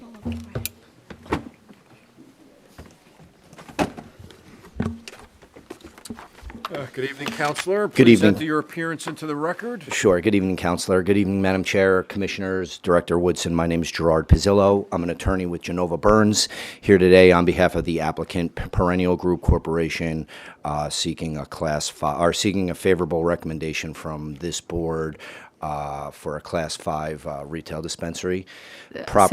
So to be clear, the like LLC name is Perennial Group, but the dispensary is Cream, just so we're clear. That's as to- correct. Okay, got it. That's correct, yes. So the property is 284 First Street. It's currently operated as the Hordgrove Restaurant Bar. It's located in the neighborhood commercial zone. We did appear before the planning board in March of this year. We did receive approval, conditional use approval from the board, and we then followed up with the application before this board. A little bit of a background. Perennial Group Corporation is a 5-member, diverse organization, approved, woman-owned, minority-owned business. Nicole Rienzi is the chief executive officer. John Caracola is the chief business officer. Heinrich Badenhorst is the chief marketing officer. AJ Prasague, who's next to me, is the chief financial officer. And then Carl Roberson, and I apologize, Carl, I forgot your title here, but let me look at my notes, is the chief business officer. Again, this group, diverse group of people, found and started doing some early engagement with the city before the state even opened up the recreational cannabis. So Who lives in Jersey City?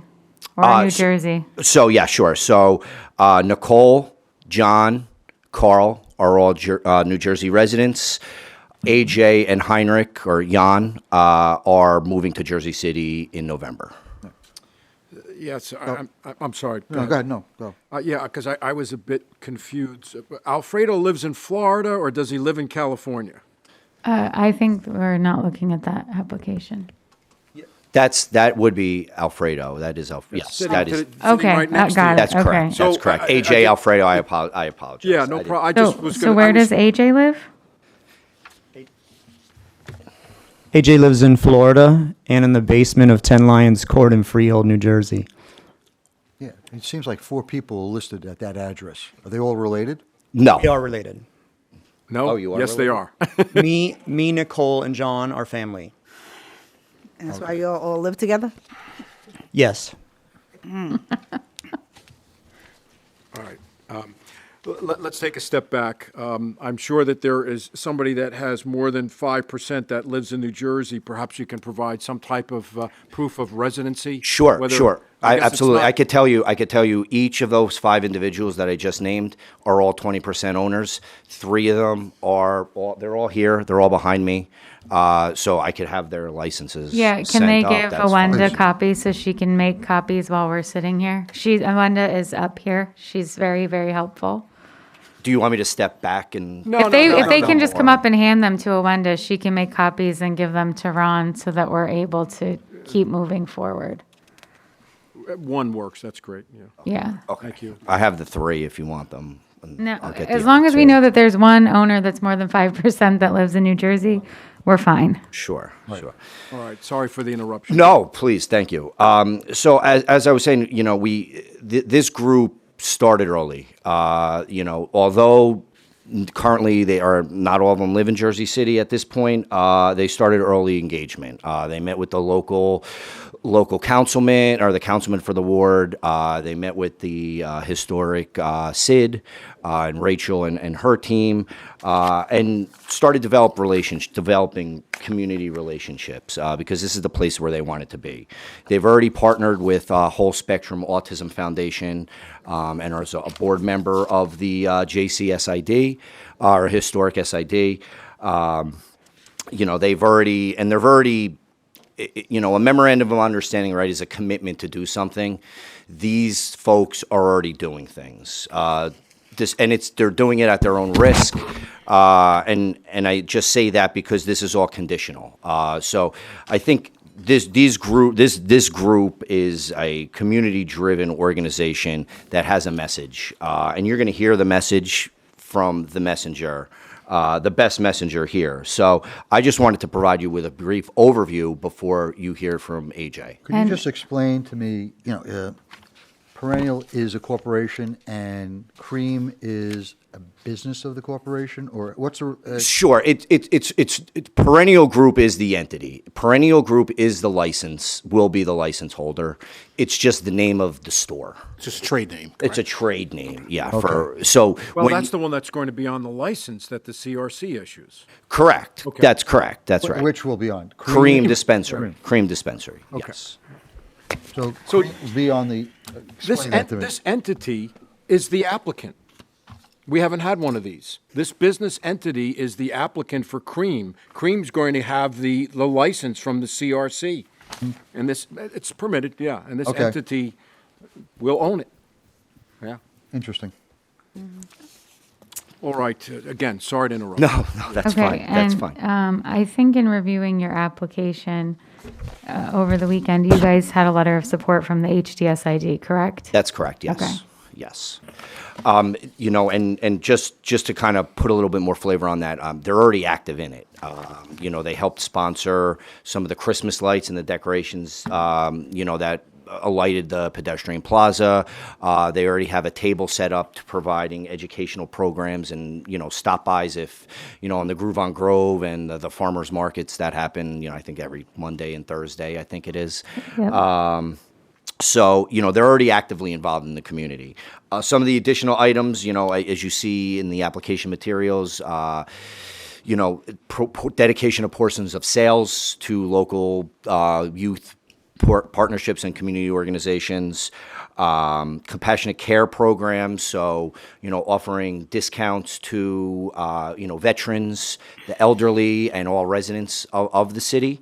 And then just their own kind of mission, and they've created the AJ and Alfredo, excuse me, and as part of their other businesses have established additional annual initiatives. Sock drives, approximately giving 1,000 pairs of socks to those in need. Meals, 1,200 approximately meals to be provided. So these are commitments that they've done. They'll be continuing to do, but just part of the overall community impact and incentive package that they're proposing. In terms of workforce, 20 employees total, geared towards all local Jersey City minority residents, more than adequate compensation and benefits packages. Do you know what you're thinking for compensation?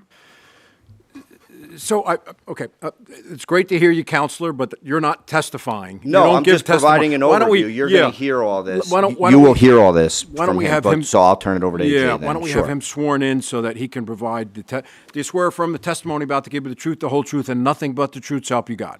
I do. You can put your hand down. Please state your name, spell your last name, and give us your address of either Florida, San Francisco, California, or Freehold. It's Alfredo J. Prasaget, ALFREDO, last name Prasaget, Prasaguet. Currently residing in Florida. We're up here so much that we're living out of our cousin's basement on 10 Lions Court. But the address in Florida is 541 Blue Heron Drive, Hollandale Beach, Florida, 33009. And tell me about the fact that Perennial has you listed as with a San Francisco, California address. When we started this 2+ years ago, that's where we were. We had our businesses in California, and in San Francisco, we were living in California. And when this became legal here, we wanted to be, mom is in Florida, family's in Staten Island and New Jersey, so we wanted to be close on the East Coast. So that's how this all began. Thank you for that. Yes, So do you own cannabis dispensaries in California? We did, yes. You did. You no longer do. We just pulled out about 3 months ago. Because You're- our main focus is to be in Jersey City. You're a witness, Counselor. Okay, thank you. So, AJ, you heard kind of my, I guess, long overview, but if you could just give the board the benefit of kind of what the vision of Cream Dispensary is and touch on all the things that you think are important. Okay. Just kidding.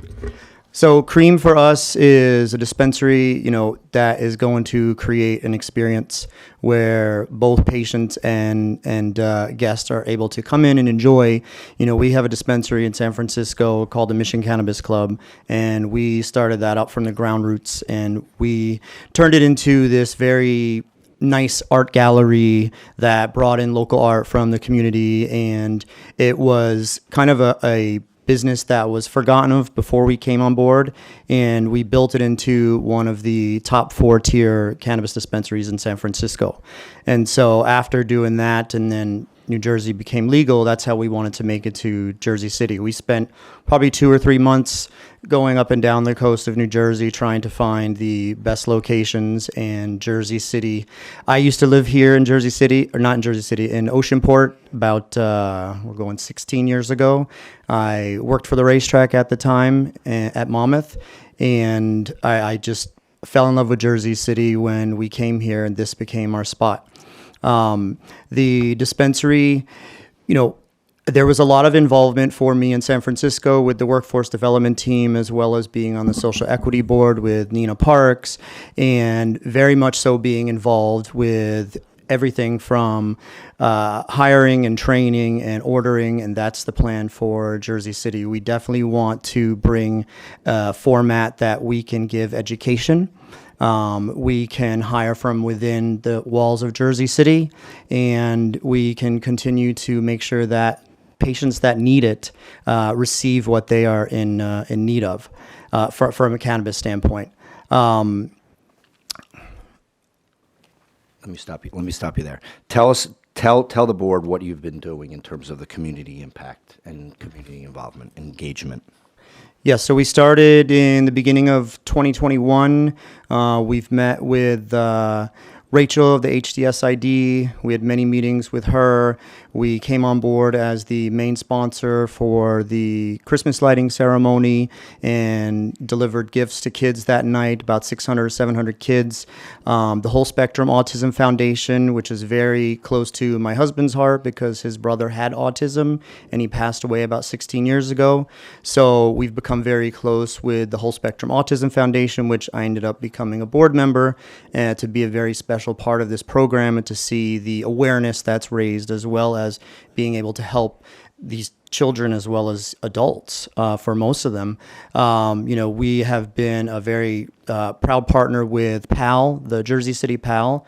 So we have kind of helped bring PAL back to its life form, and we're there 100%. Right now it's kind of small with the amount of children. I think there's about 60 kids that are involved that they help in the area. That's the Police Athletic League? Yes, sorry. Okay. It's now Police Athletic and Activity League to not just be about athletics. Oh, so it's the double A now? She's very Technical? technical, specific. So we've been working with all these organizations for almost 2 years now, and we continue to do so. In part of our platform is to hold a certain percentage, which I think is a 0.50 percentage of our revenue, and donate that each year to, most importantly, those three groups, as well as whatever else we can spend. Can you get into your social equity plan, your expungement plan, and then when you're done with talking about that, your community impact plan? In addition to this, this is all great, but I know the ordinance is specifically looking for your hiring practices, your commitment to division and inclusion practices, and then also your security plan. And just a brief overview. Go ahead, Deidre. You want to talk about how you intend to hire and what your practices will be in that regard? Yeah, so we intend to hire 100% within Jersey City. We did the exact same thing in San Francisco. We were the leaders in that area when it came to the folks that we hired. Like I said, I was on the board for the social equity directors in San Francisco with Nina Parks, and I plan to be involved here as well as much as possible by doing job fairs, as well as holding many educational seminars so we can teach. There is a group that's in Jersey, not necessarily in Jersey City, but it's called the Minority Cannabis Academy, and Brendan Robertson is the leader of that. And so that is another outlet that we really want to be a part of to see. I think they just had their first graduating class a couple of weeks ago, and that is something that we want to have big hands on as well, where folks are coming through this academy to have them, come into the workspace that we are creating as well. And I'm assuming part of that engagement in terms of, in addition to providing job fairs and advertisements, but working with the city and the county agencies to, who are obviously also assist in getting employees. Absolutely. So yes, I was very close to the Workforce Development Department in San Francisco with Lauren Acevedo, and I plan to do the same thing here to make sure where I go and speak about CREAM and educate and teach and show the folks that are attempting to hire folks. I don't know how it works in Jersey City, but I'm sure it's pretty parallel as far as getting folks through this workforce development and being able to bring people on board. And AJ, have you executed a labor peace agreement? Yes, sir. Okay, and that's with Cannabis Workers Rising? Yes, sir. Okay. And briefly, can you just, when you get to that point, when you have the employees in place, tell the board some of the benefits and the employment packages that you will be offering? Yeah, so we are definitely starting all of our associates at least $19 an hour. Of course, that is based off of their position. Management is, of course, higher. We definitely are going to have PTO, vacation, sick time, benefits such as 401k, cannabis allowances as well, which allows them to continue to see what everybody else is doing, so we stay ahead of the curve, and they get a certain allowance each month, you know, say $250. It has worked for us in the past. It's been a great asset to the team, and allows them to experience other dispensaries as well. Will they have health insurance? Yes, ma'am. And how about the community service aspect of the employee's position, or each employee? So each employee annually is required to do 120 hours of volunteer work, and that is paid compensation based off of their based off of their wages that they get paid. That is currently what we had done in San Francisco while we were part of Mission Cannabis Club. And as part of our application, and as part of your due diligence in putting all this together, you did provide a security plan? We did provide a very thorough, extensive security plan. The partners are AAM Security, which is local in Jersey City, as well as Techie Geek, which is getting us a little bit more high-end into the camera systems. They are not local. They're based out of Staten Island, but we definitely are going to have an extensive security plan. We will have 2 unarmed guards at all times. If it requires more than that, we will opt to have more. We will have a security guard at front. We will have a security guard in the rear as well, in the rear and walking around the floor. The security guard up front will be with the host that is coming in and checking folks in.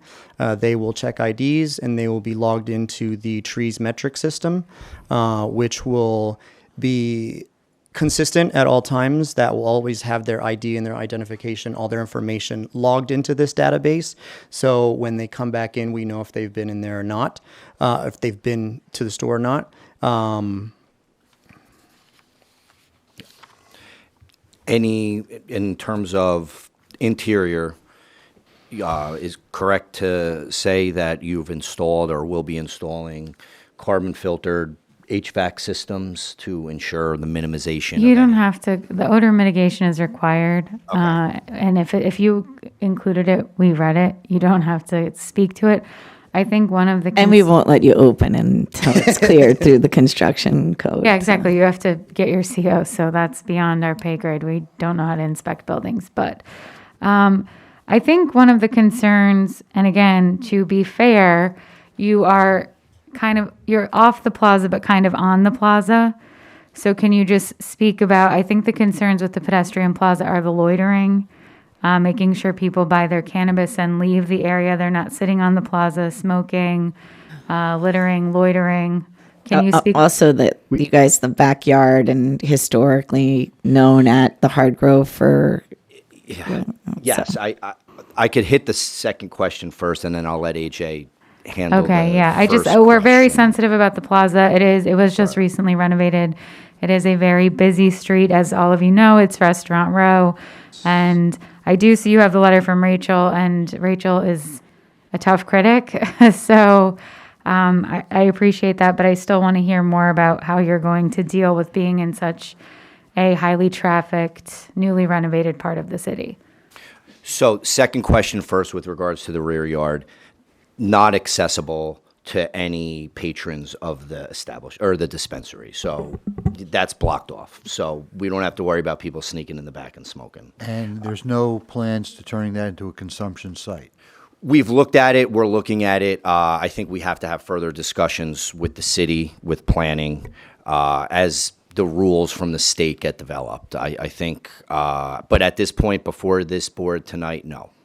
No plans for what? I'm sorry. A consumption area. Okay, so no consumption and no access to the yard.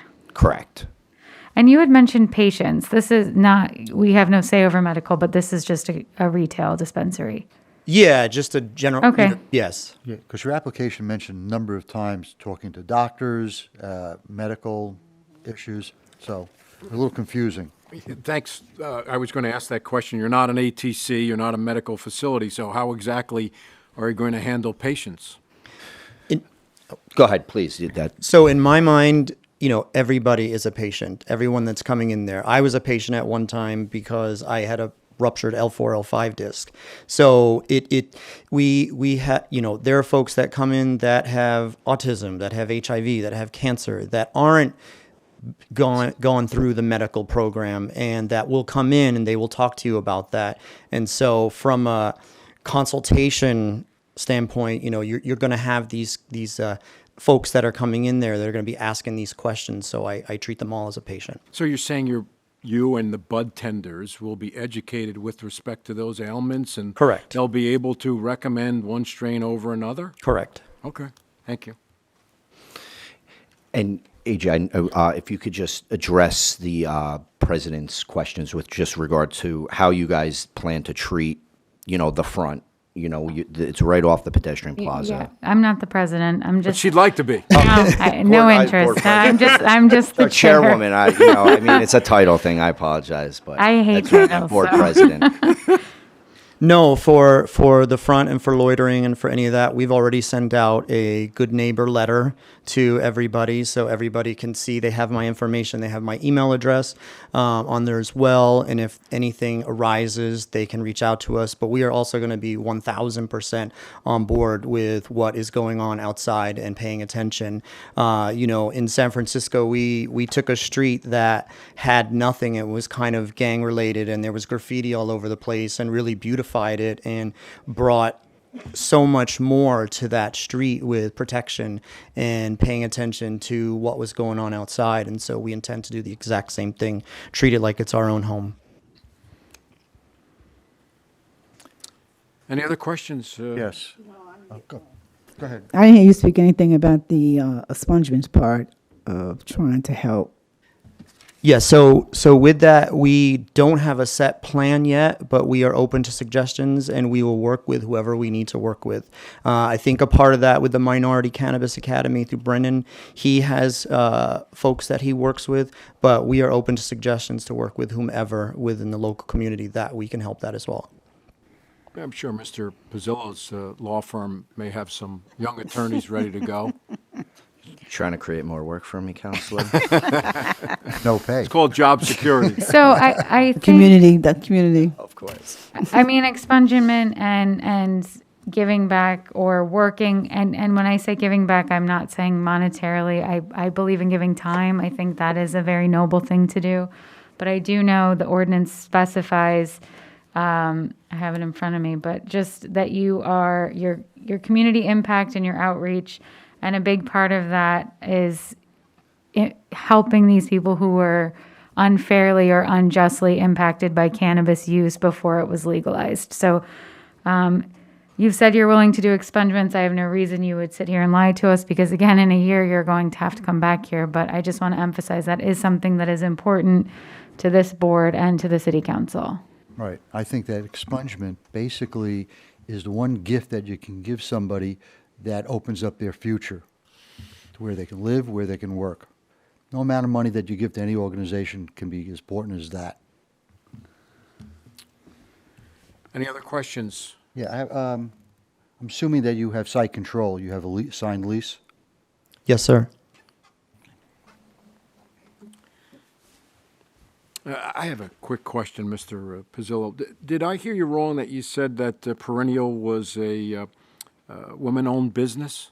It's an MBE. It's an approved state MBE, yes. How can that be? They Jan and Nicole only own 34%. You need 51. It's me, Carl, and Nicole. Yeah, but, I mean, you need women to own 51% in order to be a women-owned business in New Jersey. It's not a big deal. It's just that I heard that, and I ran the numbers here from your most recent forms, the formation documents, and 19% and 15%, and my math is awful, but I know that's not 51. I don't know. I'm not sure which certificate of formation you're looking at. I know there were a few amendments. Okay, that one. I can submit to you, and I thought it was part of the package. We did receive the approval. You Oh, can can give I it see to it? one. Would you mind making a copy? I'm sorry, I keep volunteering you. Yeah, we did receive the certified MBE from the state. Okay. So I must be missing something, because as long as the numbers for women add up to 51%, sure, you get it. Yeah. All right. Any other questions for this witness? Hearing none, seeing none. Questions for AJ from members of the public? Hearing none, seeing none. Any other witnesses, Mr. Pizzillo? I don't have any other witnesses. Okay. I'm sure that I think there may be some people in the members of the public, we'll- but we'll- from our direct perspective, no. Absolutely. Okay. I'm going to open it up with the board's permission. I'm going to open this up to the public. Anyone want to speak for or against the application or make any comments whatsoever? There is a 3-minute limitation. Come on up. Go to the podium there. Please raise your right hand. Do you swear affirm the testimony about to give you the truth, the whole truth, and nothing but the truth, so help you God? Please state your name, spell your last name, and give us your address.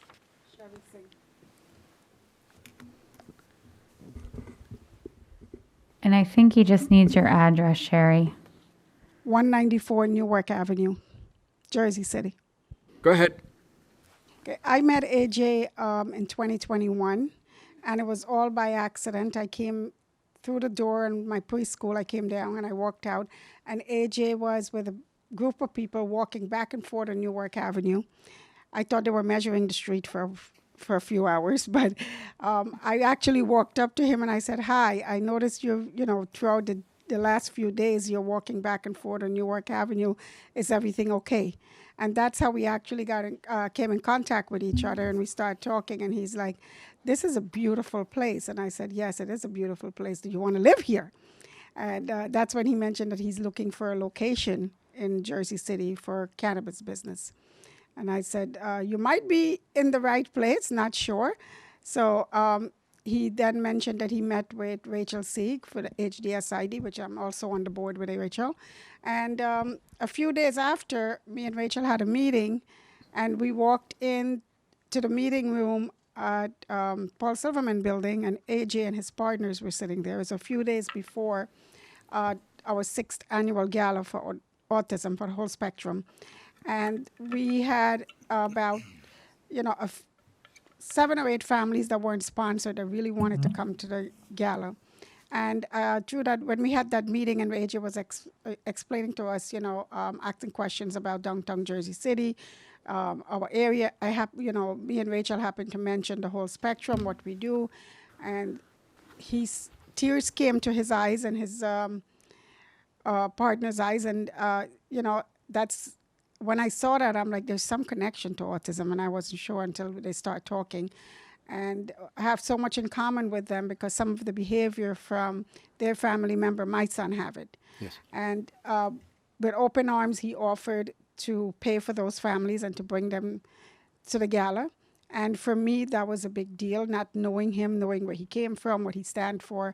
But he just opened up his arms and did that. And the same day, he offered to pay for Christmas lighting and some of the Christmas gifts that we give out that year to about 500 to 600 families. And they were there with us trying to do it. So that shows that they want to be a part of the community and they want to be involved. And that's something that actually stood out for me personally.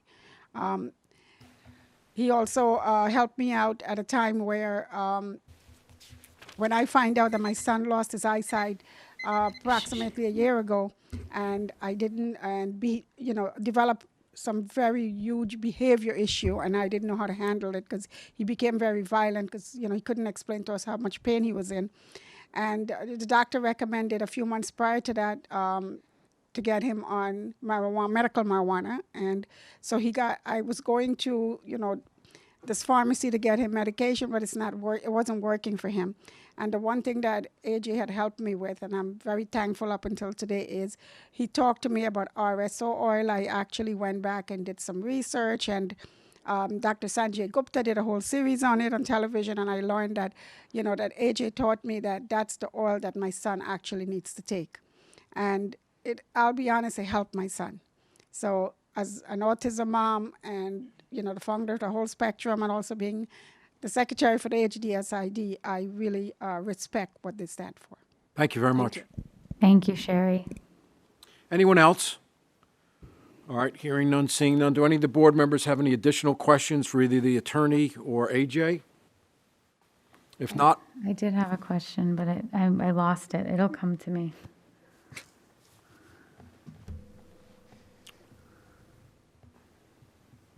Keep going. I'm going to think about it. okay.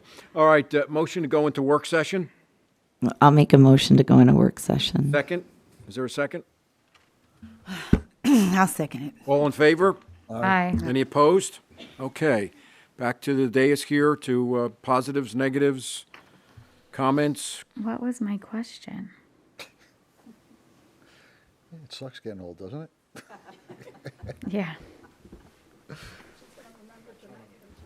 Well, I that's will true. remember in the middle of the night. You're This right, is Sherry. this is when you're hungry and you can't think. Is that what? We covered security, we covered community impact, we talked about the plaza. You had Sherry, who was a very well-respected member of the community who does great work. You obviously have the letter from Rachel. Jeff talked about site control, so we've confirmed that that's squared away. So I'm going to say two things because I know that Glenda's spiraling out over expungement. But I'm going to say, while I didn't hear what I know that you like to hear, I'm just projecting something that I'm seeing in your hands folded. I'm going to say that this is the first group that actually talked about service. And 120 hours is really impressive. There's very few companies. I mean, that's 3 weeks of service that's paid for. I haven't heard that anywhere. And I've worked with companies across this country around service. And I do, I think that's an amazing value add that really kind of puts your people where other people put their money instead. I really like that people's feet are on the ground, and I do appreciate that. And so, while it might not be everything you're wanting, I feel like if that's a commitment for 20 people in an organization at 120 hours apiece, that's a significant amount of people getting into our neighborhoods that really need to see and be a part of that change that we envision ourselves. So maybe you can ask some questions around that and recommend some organizations, Glenda. That's also just your staff, right? But your leadership team will also be volunteering your time. Absolutely. Okay, and you will do expungement clinics. You intend to do them, and so if we see you in a year from now, you're going to tell us basic statistics about how many people's records you were able to clear. You guys do intend to do local hiring. I'm taking extensive notes today, as you can see. So you do intend to you want to hire as much as possible locally, right? That is your intention. If you can't find local people, you need employees, but your intent is Jersey City residents. I don't think you said which organizations you intend. You said the Minority Cannabis Academy and job fairs, but not. Have you identified any organizations that you're looking to work with? I think we targeted JSEPT, but with what Yeah. Commissioner Flanagan had stated earlier, Yeah, we're I not gonna understand. get I'm a into Jersey that, City. but- Yeah, I know, of course, but I know the program. Yeah, so okay, that's what got we're it. steering towards. But So to appease Glenda over here, who is very concerned, obviously, about her community, who has unjustly been impacted by the war on drugs and cannabis prior to the legalization.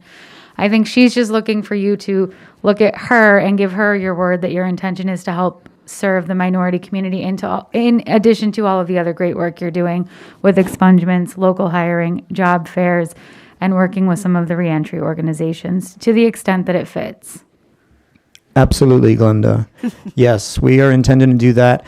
I neglected to mention that I also mentored a gentleman from San Francisco for 3 years who is now opening his own dispensary in the Russian Hill area of San Francisco. His name is Edwin Galley, and he was part of the whole social equity verified program, and also his son or his brother was part of the expungement program over there. But yes, 1,000%, and we will do whatever it is needed in addition to the 120 hours. That's a mandate for us. That's what we've done in San Francisco, and we're going to do that over here as well.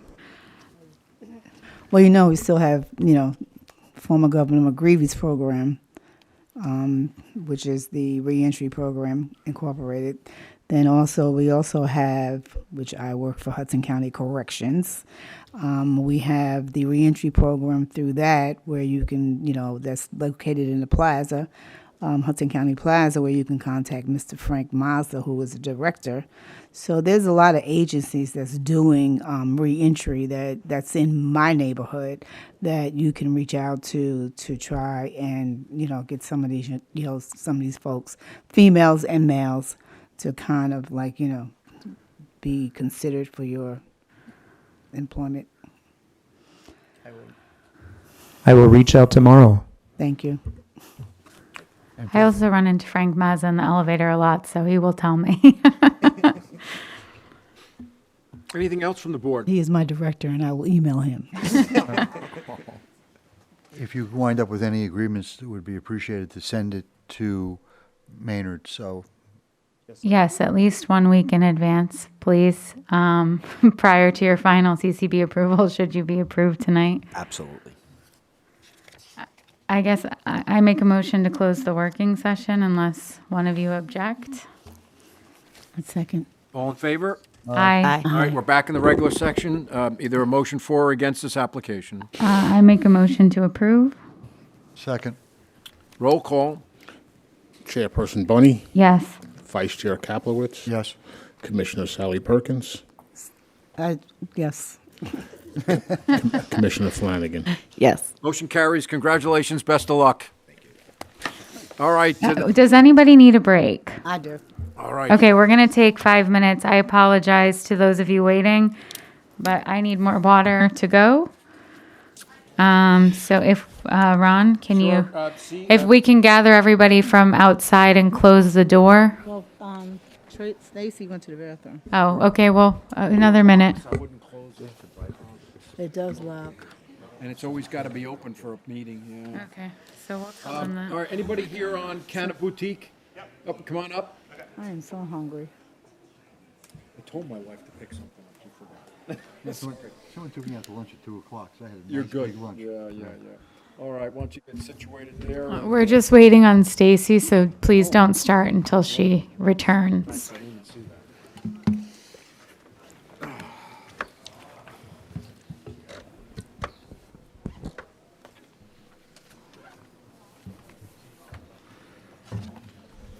I'm surprised Mr. Richardson left so early.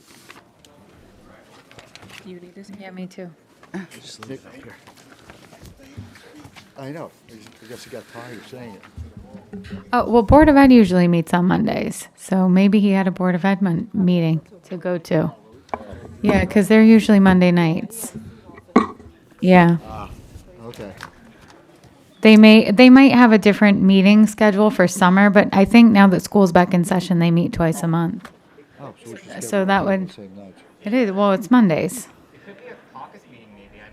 No, there's no city council meeting tonight. That's next week.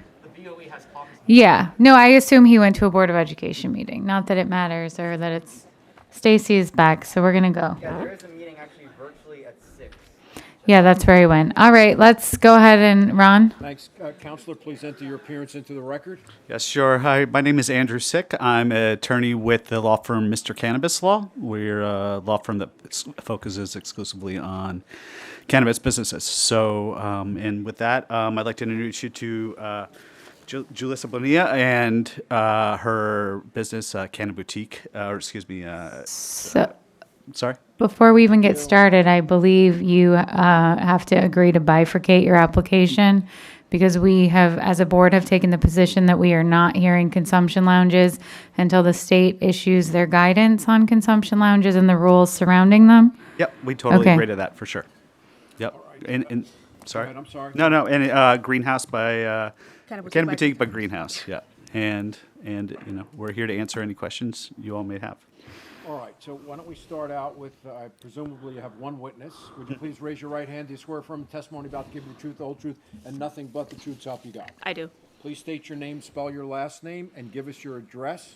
My name is Julissa Bonilla, Bonilla. I currently reside at 433 Jersey Avenue, Jersey City, New Jersey, 07302. Do you have a driver's license do, that yep. indicates that address? Yes. Thank you. All right, your witness, counselor. Sure, thank you. Just to open, Ms. Bonilla is applying for a microbusiness license, and like we already mentioned, she's bifurcating the consumption lounge portion of this application. She checks all of the boxes that the state is looking for: women-owned, minority-owned, the impact zone business, micro business, etc. And from there, I'd just like to hand it on over to Ms. Bonilla to talk a little bit about herself, and I'll pop in where I feel like where it's necessary. Well, thank you guys for having me here today. So I'm going to just talk about myself, and obviously you guys can interject whenever. I would say born and raised in Jersey City, but to be technical, I was born in Hoboken. So I stayed there for probably the first night, and then I moved to Jersey City. So yeah, So not the Margaret Haig. Yeah, exactly. I'm actually probably third generation Jersey Cityan on my dad's side. His grandfather came from Puerto Rico in the 50s, probably. My dad was born in 1960, so I'm assuming sometime before that. He came with all his siblings. They came and they landed in downtown. They were business owners, homeowners. They were big parts of the community at that time. My father stayed here in Jersey City. He actually went to Ferris High School, where I also went. Growing up, we were in the Lafayette neighborhood. We went to Assumption All Saints. I was the last graduating class of that school. After that, I went to Ferris High School, like my father before me. Interestingly enough, one of my first class was an electrical class, and the teacher there saw my name, and he asked me if my dad's name was William, and I said yes, and he told me, hold on for a second. He went back to his little makeshift office, came back with a little picture, and he asked, is that your dad? I said, yeah, that's him. And he was like, oh, I remember him. He was my favorite student. And he always had that picture, all these decades in his shed. My mother actually worked in the Urban League program as a babysitter. So with that, her and my father put us through Catholic school up until we had to go to public school for high school. In high school, I actually went to the Visual and Performance Arts program, where we had half the day in NJCU. I did visual arts, so I learned how to paint. I mastered my drawing and all that stuff, all my illustration. With that, I was able to create a very good portfolio, good enough to get a scholarship. And that's the only time I left Jersey City was to go to college in Philadelphia. I went to UArts, and I majored in illustration and minored in film. After that, I figured I'll come back. Rent in Philadelphia was, pretty low considering, it's a metropolitan area. So I figured, Jersey City, and I'll be able to afford it.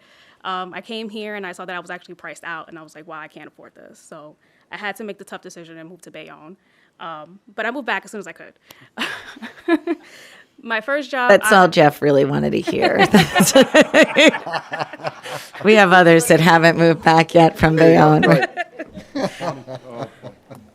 So right out of college, I actually got my first job in McGinley Square. I was making about $30,000 a year, not too much, but I was able to scrap and save, and I got my first house at 23. And I purchased my first house in my old neighborhood on Holiday Street in the Lafayette neighborhood, and I still have it till this day. Since then, I started, working in the city. I was working for a historical company, New York Life Insurance Company, in their finance division. Since then, I bounced around for a couple of places. I went to Informa, a historical company in the UK. They're known over there, not over here. And then after that, I went to Morgan Stanley. And at Morgan Stanley, I learned the importance of community service. One thing that they always really honed in on was everyone had to contribute at some point at the end of the year. After that, I went to Modern Bank, where I was the vice president of marketing. I would have gotten the CMO position if I would have stayed there, but instead I decided to join the new frontier and enter the green rush, as they're calling it. So that's where I'm here now.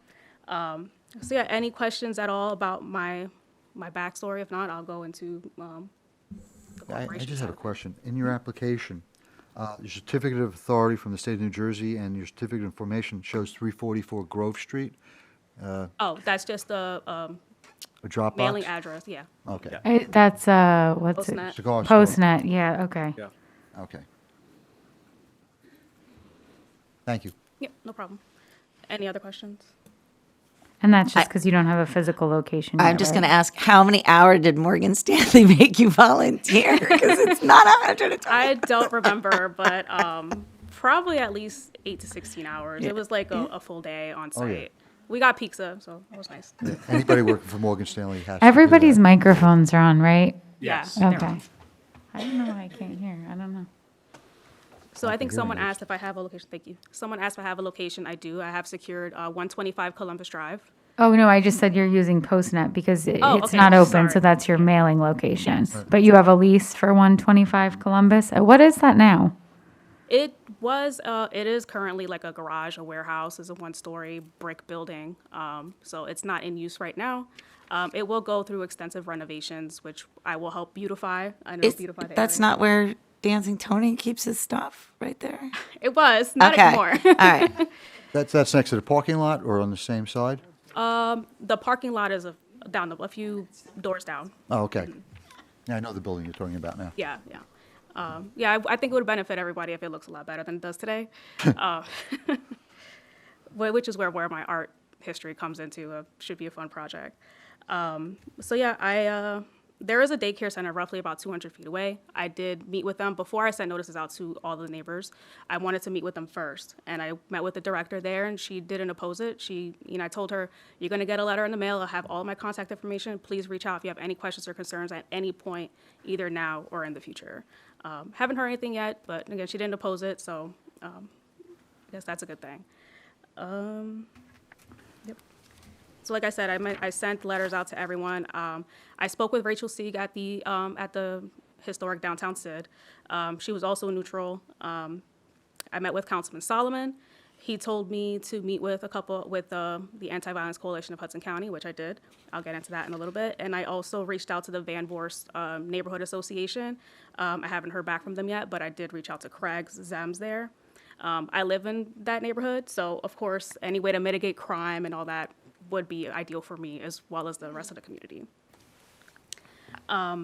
Any questions regarding that, or we'll go into the operation? No, I think you sent over the SID meeting minutes. No, that wasn't you. That was another application. But I do know the SID was only issuing the 2 letters of support, and since has taken a stance that they are not. Right. They're taking a neutral position. Yeah. That is what Rachel told me as well. Yeah, it's not anything against you. I just know that there's an overwhelming number of applications now, and so they've decided to step out of it. Yep, And I they completely obvi- understand. Yeah. Yep.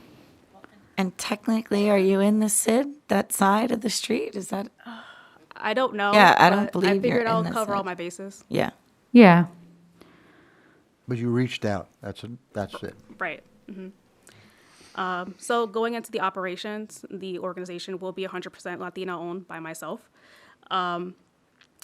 The hours of operation will be Monday through Sunday from 10 to 10 for the retail side. And that'll change depending on how, with the traffic that we see and things like You that. said what time? From 10 to 10. That's what I wanted to ask the last one, was hours. Yeah, I got mine. It came to me now, but continue, please. Yep. Security will be strategically placed throughout the facility. Ideally, we'll have 2 at a time. Armed or unarmed? Armed security.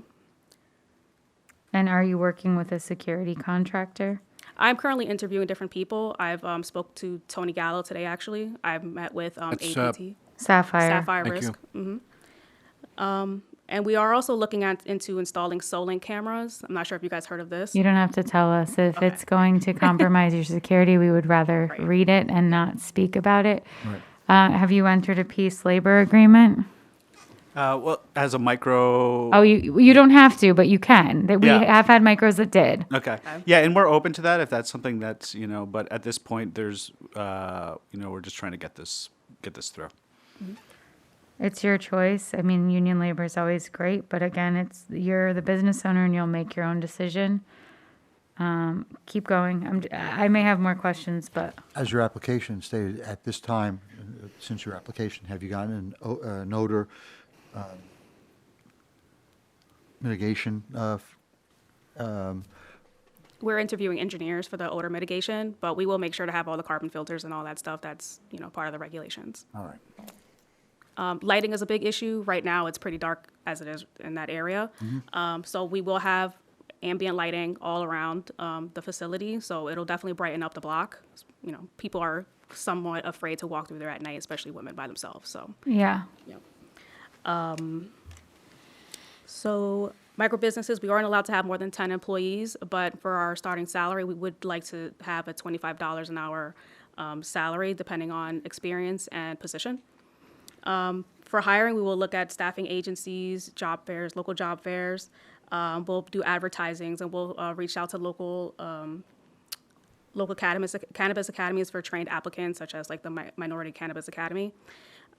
We want to keep a wide open net. We don't want to limit ourselves, especially since we only have 10 employees. We definitely want to make sure we give the right people the right opportunities. And of course, I will prioritize Jersey City residents. As a resident myself, I know how the disenfranchised people here need as many opportunities as they can get. Are you working with any organizations for your job fairs? Anything about expungements or additional social impact information that you would like to share with us? Yep, that's actually next on my list. So decriminalization is important, as we all know. I do have an MOU set with Scores Reentry. And I've heard that a lot today, so I won't go into that too much, but we have agreed to volunteer our employee time to about 3 events for the year. They do a lot of clothing drives, food drives, things like that. So we will take part in like taking the donations on site, and we will deliver them, to a location and a time when they want it. So we'll try to help them out with that. I mentioned earlier, Councilman Solomon told me to reach out to the Anti-Violence Coalition. I met with Pamela Johnson there, and we both have a pretty similar upbringing. She also went to Catholic school, similar areas. We both have witnessed violence in our communities growing up. So it was a great pleasure to meet with her. She's a great person. So for her, not only are we going to be volunteering employee time to various events throughout the year, we are also looking into doing a roundup at the checkout when our patrons check out. So, let's say, someone pays, their bill comes out to $55.50. To round it up is 50 cents. Would they like to donate the 50 cents to the Anti-Violence Coalition? So we will be doing that for 6 months out of the year. We're looking at different POS systems to make sure that this could work. I have spoken to a couple of them so far, and there's a workaround for it. It'll probably be an accounting headache for me right now, but I think it's worth it. I definitely want to help Pamela out as much as I can. Then there's also the Minority Cannabis Academy. We've heard that name a couple times tonight too. So I met with Brandon Robinson along with Stanley Okoro. Both, they are the owners. So they actually prioritize reentry applicants in their school. So one thing that I did agree with them to do, I am going to donate my lounge space 3 times a year for fundraising events at a time, of what we both agree on. I'll donate the catering and all that stuff, and help them raise as many funds as I can. I am also speaking with the Volunteer Lawyers for Justice. That's the only one I haven't secured an MOU yet. Unfortunately, their MOU writer, for lack of a better term, is not available today, but hopefully by the end of the week I'll have that MOU in. So the Volunteers Lawyers for Justice is a woman-owned firm, and they focus on expungements. So we will be having we're going to do this for all of our partners. We're going to have a QR code and advertisements placed strategically throughout the facility where patrons can easily go and visit their websites and get in contact with these individuals based on their needs. So my goal is really just to be an example to my community. I know a lot of people from the Greenville section, Bergen, Lafayette, it was a tough upbringing for a lot of us. So the fact that I got out and I made it is an example for everyone, for all the Black and brown kids in that area to do the same. Any questions from the board? Well, I'm just happy that you meet all the qualifications. Finally. I don't think I've ever heard Glenda say that before. Do you have a gold star for her now? Mission accomplished. Gets a gold star. I know that you said that you have your MOUs with Pam Johnson. Yep. And Scores, but like I told the prior applicant that you need to reach out to more organizations regarding reentry. Okay. So, and that's like Mr. McGreevy and the Community Reintegration Office with Mr. Mazda. There's plenty of other. There's quite a few organizations that deal with reentry. Yep. I did try to reach out to Mr. Mazza. I didn't get through, but I will try again. Okay. We'll give you his information. Yeah, we can get in, or we can certainly facilitate getting you his information. Maynard can help you with that as well in the Department of Commerce. And again, I just want to say when we're suggesting organizations, we're not saying it has to be a monetary commitment. It can be time, it can be mentorship, it can be a partnership. It's what you deem fit. This board is not here to solicit donations for organizations. We're simply here to suggest that you give back to the community and make a difference in the community in which you want to be. And to me, that's just being a good business owner. And people probably are so sick of me saying a good neighbor. State Farm should pay me, but I do think that it's a critical part. I mean, I've lived in Jersey City off and on for over 15 years, and I love it here, and I love the community. And so you are a member of the community, but for those of us entering Jersey City and joining us, it's a special place, and people should make an effort to give back and again, be a good neighbor. So with that, I make a motion to open the working session. Public? Oh, sorry, my apologies. Does anyone have any questions with respect to the testimony that Julissa just gave? Hearing none, seeing none. Make a motion to go into, I'm sorry, did you want to come up to the podium? Well, yes. All right.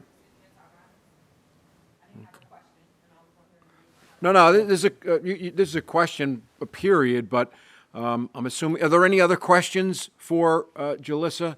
Hearing none, seeing none, we'll go right into public comment. Please raise your right hand. Do you swear or affirm the testimony about to give you the truth, the whole truth, and nothing but the truth, so help you God? Put your hand down, please. Give us your name, spell your last name, and your address. Can you grab the mic, please? Sure. Yes, thank you. Testing. Lilia Diaz. I'm here representing Jersey City Anti-Violence Coalition. Pamela Johnson was unable to make it today. Go ahead. The organization address is 221 Monticello Avenue. Just wanted to say that we are, as she mentioned, one of the organizations that she has gone into agreement with. We have made it an effort to try not to just say yes to anyone that comes and speaks to us, and come here publicly to speak on behalf of anyone. The individuals that we have come, Jersey City Anti-Violence more specifically, has come here to speak for, are usually the ones that have come to us, have sat down with us, have really tried to understand what the organization is about. What really stuck out to us about Julissa was that she was a Jersey City resident. For myself, as a Latina, as a Puerto Rican from Jersey City, the idea that she is going to be opening up on Christopher Columbus Avenue, where we were once resided, there was many years of residency for the Latino community in downtown Jersey City. I think that is most impactful.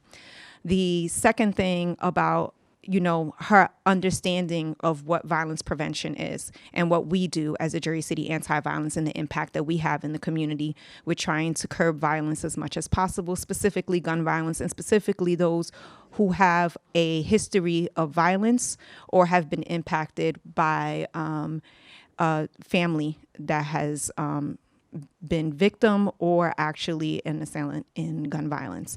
So we have a history of those individuals who are in reentry. It is a big part of our focus.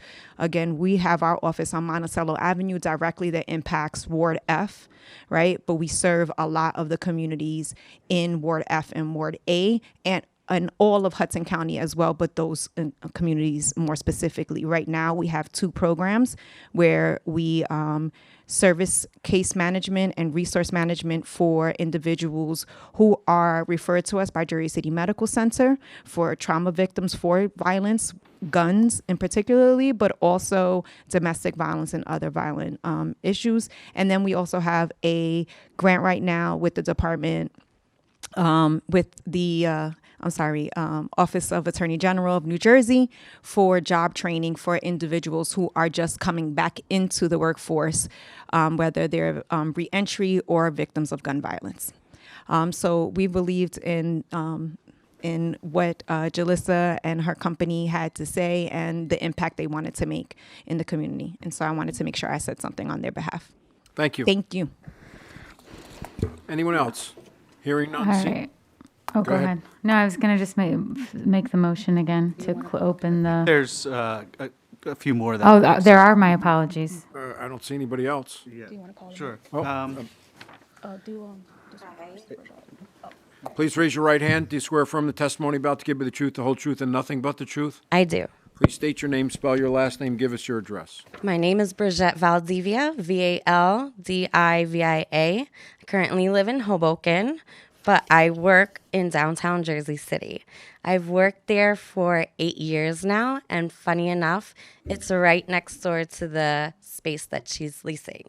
So I am the manager to a blowout bar in the area, 127 Christopher Columbus, and we haven't had anything done with that space. So it is an eyesore, just to follow up on what she's saying. I know Jalissa through her being my client.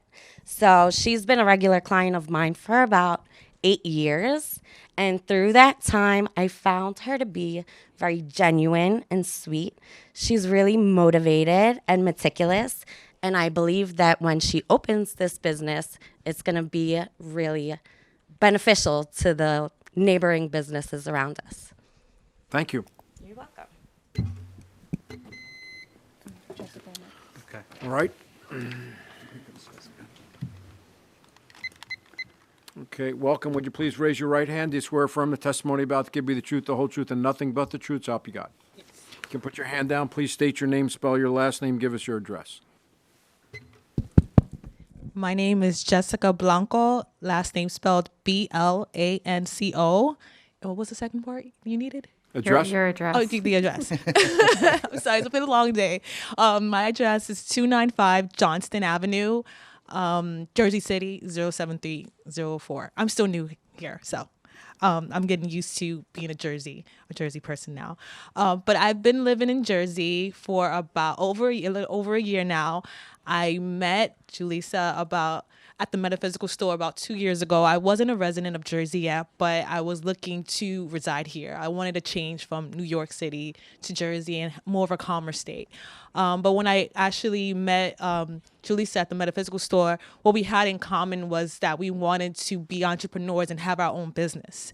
And I saw that passion, and I saw that the integrity that she displayed to me. And we spoke about entrepreneurship. We spoke about being women of color and how we can benefit the community, because it's not just about owning our own business. It's about showing, people who look like us that they can do it as well. So I was really intrigued about what she wanted to do. And I thought that, oh my gosh, it's going to be a great idea. Once everything came into fruition, I was like, okay, things are going to rock. Things are going to go great. I'm here to support you. And all in all, I feel like her mission and her idea of wanting to help the community, because I know that one of the conversations we've had together was she wanted to create job opportunities for people in the community who resided, because she's been where I've been living right now for almost a year. She's definitely familiar with the area, and she told me that there's so many people who need opportunities when it comes to jobs. So I was like, having this opportunity, having her standalone her own business would be beneficial to everyone, and she'll be able to welcome people with open arms. And once I heard how much she's going to be giving people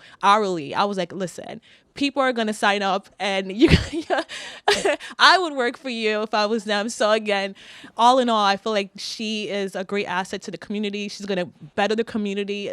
The area that she chose for her leasing building is going to be stellar. I saw some of the outlines, so I'm here to show you that, she should be welcomed with open arms, and she's going to be stellar. Thank you. Thank you.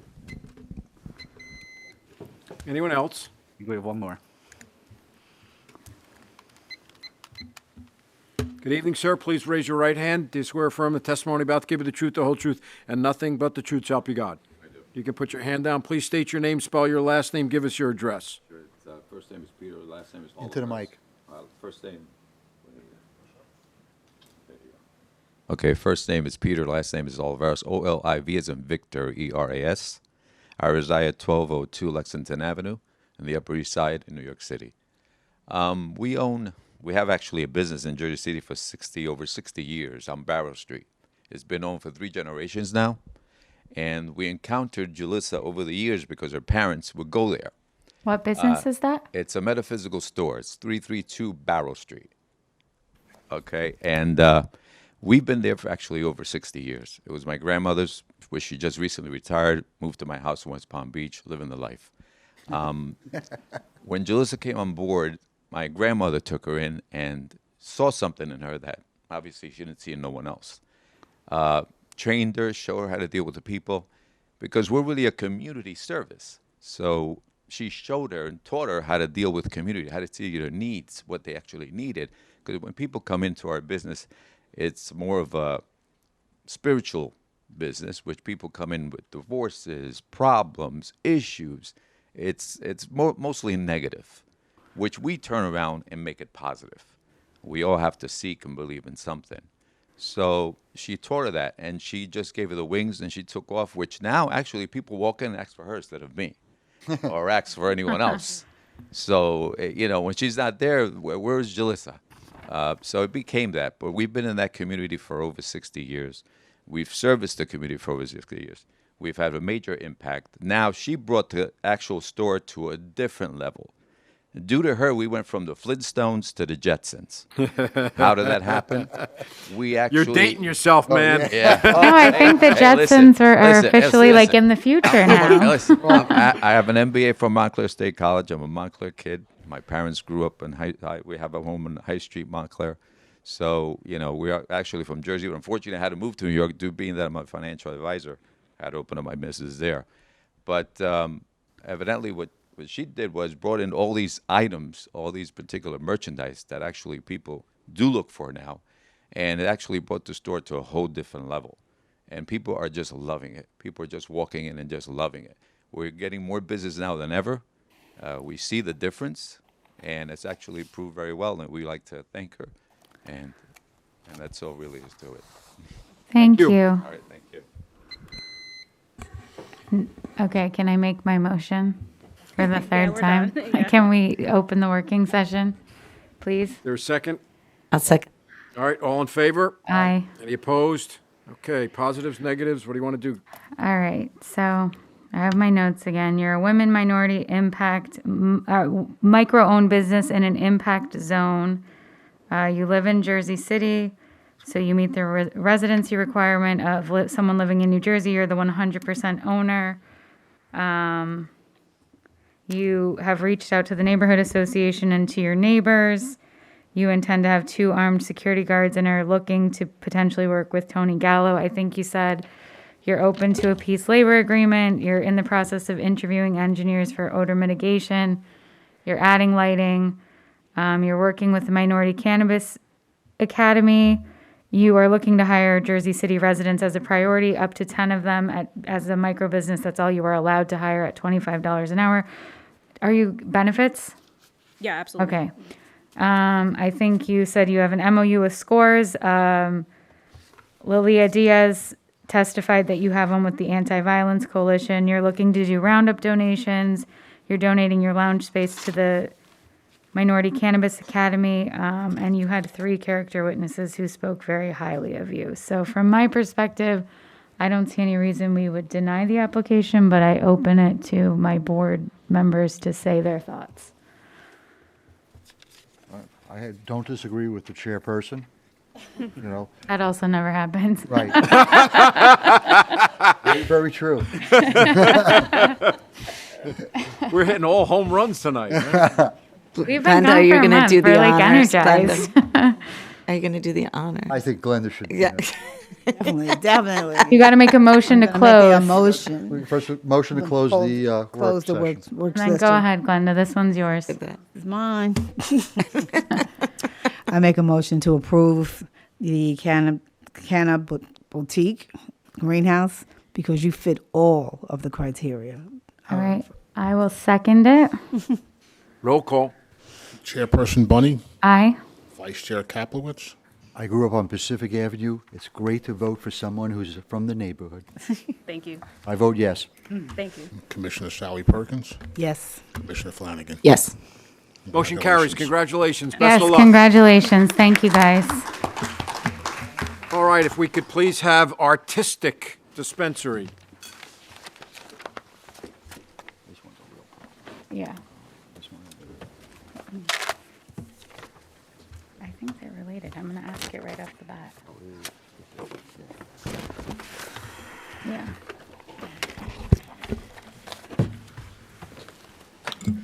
Thank you, guys. Have a good night. So, David, right? Nice to finally meet you. Please enter your appearance into the record. Good evening, everybody. Good evening. David Fader from Registon, Edward Stone and Fader, or Weedlaw, New York, and also New Jersey. So why don't you give us your address instead of 365 Central Avenue, because we know that doesn't work. Yeah, 225 Broadway, Suite 613. Thank you.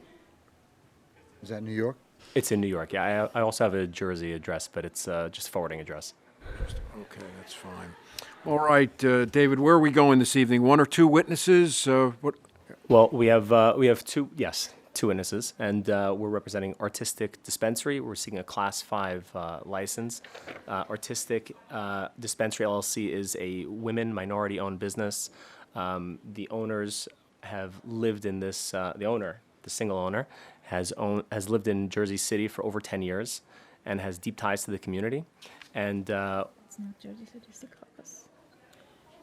Say that again? it's Secaucus. I apologize. Oh, and Sea Caucus. Okay. And we are seeking approval for a Class 5 dispensary. All right. Who is your first witness? A proof of an address? Oh, I'm sorry. Thank you. I'm getting. Well, let me swear her in first. Okay. Ask her where she lives, and then see where we go from there. How's that? Okay. All right. Fair enough. So the first witness is going to be Nugia Nuralo. Nurala. Nirola. All right. Please raise your right hand. Do you swear firm testimony about to give you the truth, the whole truth, and nothing but the truth, so help you God? I do. You can put your hand down. Please state your name, spell your last name, and give us your address. My name is Anugia Nirola. Last name is spelled Niraula, and the address is 120 Park Plaza Drive, Secaucus, New Jersey. All right. Do you have 07094. a license or some other identification? I do. It's in the back. I do. All right, we'll take a minute here. Why don't you go retrieve it so that the board can make a copy. It becomes part of our record. So I already have a question because the ownership, hold on one second. I want to talk to Ron. Sure. I'm going to be totally honest. I have a concern about this application and the next one being heard because it seems like you guys are somehow related, but trying not to disclose that to the board. The applications are almost identical. There are some of the same last names used in both applications. One is called Artistic Dispensary, and the other one is going to be called Artistic Smoke Shop. Or no, one is, called Artistic Smoke Shop, which is already in business. But the new one that you're looking to open is called Artistic Dispensary. There are last names that are similar. You're saying that you're the 100% owner, but in the application that you submitted, it says the member managers are Niraj Padney and your name. So I think I'm speaking for myself, and my board will chime in because we've all reviewed the applications, but I personally feel uncomfortable with both of these right off the bat. Don't disagree. So why don't we start with, the application has you down as 50 Harris Avenue in Jersey City. 50 Harrison, yeah. Thank you, Harrison. And I Your spent- lawyer just said you live in Jersey City, which you don't. That was but then there's also a Harrison Avenue address in Hoboken. So I think that's confusing. We've been told one on the app. I thought I just looked at it on my phone. It says, oh yeah, I'm sorry. Maynard is correct. So it says 50 Harrison Avenue in Jersey City. So we've been told two different, well, the Central Avenue address, which is where the business is going, I assume. But then that you live at 50 Harrison and Niraj Padney apparently lives there. And it states he is a managing member on this application that we have. And to add some additional confusion, do you live or own 50 Harrison Ave in Colonia? No. Because I printed out the tax report and it's got Ms. Pundy's name on it. If I may Yeah. Why don't you interject see on if you behalf, the in-house counsel, the general counsel is John Makowicz. I'd like to introduce him on the record as well. You'll have to wait for that. I'm sorry. We've got to deal with this witness and then see where we go from there. Well, let me just ask the question outright. Are you related to the other one that's applying? No, no. There's no relation? No, but you're not related to anybody that is No. part of that dispensary? Okay. And what's the relationship between the New Jersey company and the Michigan address? If I may, this is John Makowicz. His office is in Michigan. He helped prepare the application. So the artistic dispensary certificate of formation lists Niraj Pandey as being one of the members. Right. And Niraj Pandey lives at 50 Harrison Avenue, Colonia. Right. Just trying to figure out who lives where. And it's okay. Let's see if we can hear from the witness as opposed to an attorney. So perhaps you can help us out with that. I don't know where Niraj lives, but I live in 120 Park Plaza. But I'm sorry, if you don't know who this person is, why is he a managing member on your business formation certificate? Right. How is that even possible? You don't know who Niraj Pandy is? Actually, no. Okay.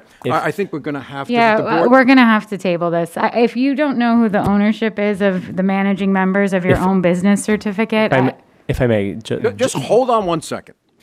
So what I would suggest, perhaps the chair and the rest of the board, let us hear from Mr. Makowicz, who put this application together. He's the primary contact. I'm not sure why, but he'll be happy to explain why. So perhaps we'll indulge the applicant and just hear. He may have an explanation, he may not. What is the can board? you give us just a second? I want to look something up on my phone. Sure. There's a lot of questions regarding this application. But the update to this application was the one that arrived today around 3 o'clock. There were 8, and that's another thing. This board is no longer accepting same-day documents. Right. It is too much work for the Department of Commerce. We are volunteer board members. 3 of us have public jobs during the day. We review this stuff on our own time. So if you're submitting something the day of, you can assume we are not looking at it because I personally leave work at 4:30. I rush here. I have to get someone else to walk my dogs. I know Glenda rushes here. Stacy rushes here. Jeff is a little more leisurely, but also rushes here. And Have to we're skip just lunch not. to get here. Yeah, Wish you had my life. that's why we don't get along. Okay, give us a minute to review.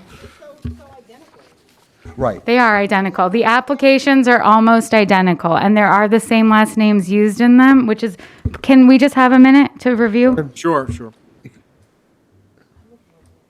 Yeah, in this other application, there's someone named Huma Pandy.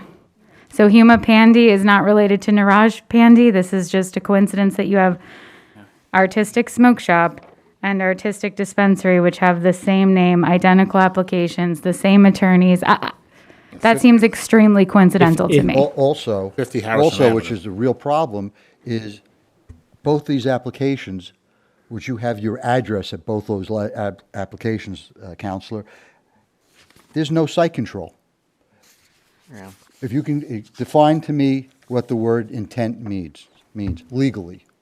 I would, if you may, listen to John Makowicz, who prepared the applications. I'm a realtor. Yeah, sure. And I am telling you, a letter of intent is not site control. A lease is. Every applicant who has appeared in front of this board since we started meeting had site control either through lease or sale. So we have site control through a lease, signed leases. Well, then we don't have it, so therefore your application is incomplete. If I may have. No. The idea is that when you file an application, it goes through Commerce, they review it and send it to us, and the chairperson's right. We review it. So far, there's a lot of either ambiguous statements in these two applications, and there is no mention of an actual lease. Yeah, and we're talking about 365 Central Avenue, right? I haven't seen a lease for that one either in the application, if there was one. No, there wasn't. But I'm just speaking genuinely. When I saw these two applications, they just seemed very suspicious to me and completely related.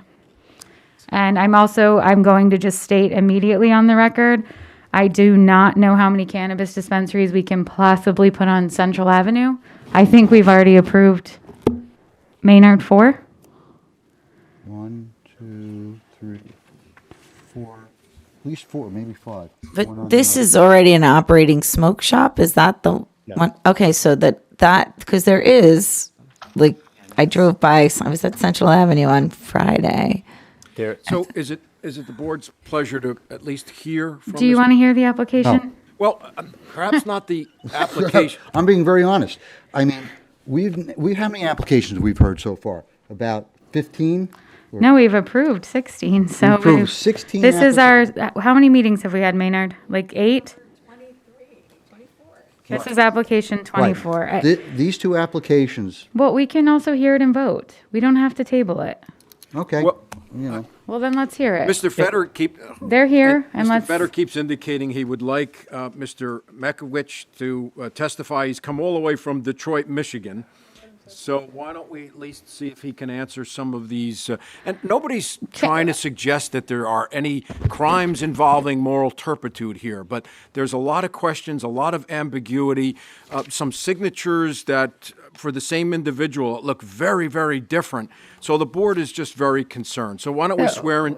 Yeah, swear-in, and then I'll ask my question. Go ahead. Sorry. I'm very eager. Do you swear or affirm the testimony you're about to give me the truth, the whole truth, and nothing but the truth? Help you God. Yeah. You can put your hand down. Please state your name, spell your last name, and give us your address, John. John Makwich, Mackeewich, Perrysburg, Ohio. All right, so do I cross off Detroit, Michigan on this application? No, so I am an attorney. We have an office in both Ohio and Michigan. Our Detroit office is our primary office.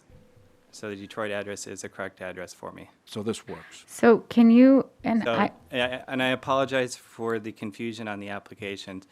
So I drafted both applications for both Artistic and Idyllic, who is the next applicant. When we formed the first company in New Jersey, Niraj had wanted to apply for a license in Jersey City. Niraj will be up next with Idyllic. We formed the company, we had the address, and we found another location that we were going to put it into. So that Articles of Organization was originally going to be the original application we were going to file. But then why is her name on it? I'll get to it in a second. Could Under you New back Jersey step- law, could you can back only step have one one sec? location. Excuse me, sir. You said you formed the company? On behalf of them. I formed Artistic and I'm Idyllic. sorry. Can we? I'm still so confused. You formed a company for them, but they're saying they don't know each other. No, I'll explain. I'm listening, but it's still not making sense to me. In New Jersey, you can only apply for one license. So that was the original under retail. You can have one existing license for a micro business. Instead of doing Artistic, Niraj decided to do Idyllic. We then subleased that location to them. So I work with various individuals here. So the two applications are related somehow. Not maybe familially, but they are. There's no ownership connection between the two. Who do you represent? Both companies. And you just said that you couldn't open up two micro businesses. But they're two separate applications. Correct. So Idyllic couldn't operate at that location, okay? Because they're going to operate on the application that they turned in. Is there a third party involved in this There's that no- oversees both these? Or involved in both of No, these? there is no management I'm- agreements. There's okay, no so- ownership Fishtail. connection. So we And had who is two- Fishtail? There's Fishtail. No, what does that mean, Ron? Fishtail seems to be the company that has some type of a lease with both Madavad, Newark, and also with Idlex. Right. Right? Yeah. You mentioned Fishtail. Correct. So, yeah. So there's an original lease in place. We had options to both locations. We could only do one under the law. So you sublease to another applicant. Correct. So Niraj has worked with numerous other groups here in Jersey City to promote social equity applicants, not just himself. There's other social equity applicants who are here today who are going to testify that he helped them get licenses from the state, social equity. So when wait, he's a cannabis consultant in addition to. he's applying for a license under Idyllic. But he is also very active in giving back and promoting social equity within the community. So when he had an extra space, we offered it to them. He has also helped other groups that are going to testify here today that he has helped them as well. So you all have the same landlord, is basically what you're suggesting. Is there financial? There is no financial arrangements. There is no ownership. There is no management agreements. There is nothing in place. I'm still confused as to why Niraj is on her like, why is she not aware? She's opening this business and she's not aware of who Niraj is. So when- but you're saying Niraj subleased her the space. So when we formed Artistic first, that was going to be Niraj's company. It was already formed. The shop on the door, the name on the door says Artistic, where they are correct, right? So we said, okay, keep the name, you can have it. The original company, Artistic, was going to be Niraj's application. We decided not to go with that since the company was already formed. There was a race to get the application submitted when the original window opened. We assigned that interest over to them.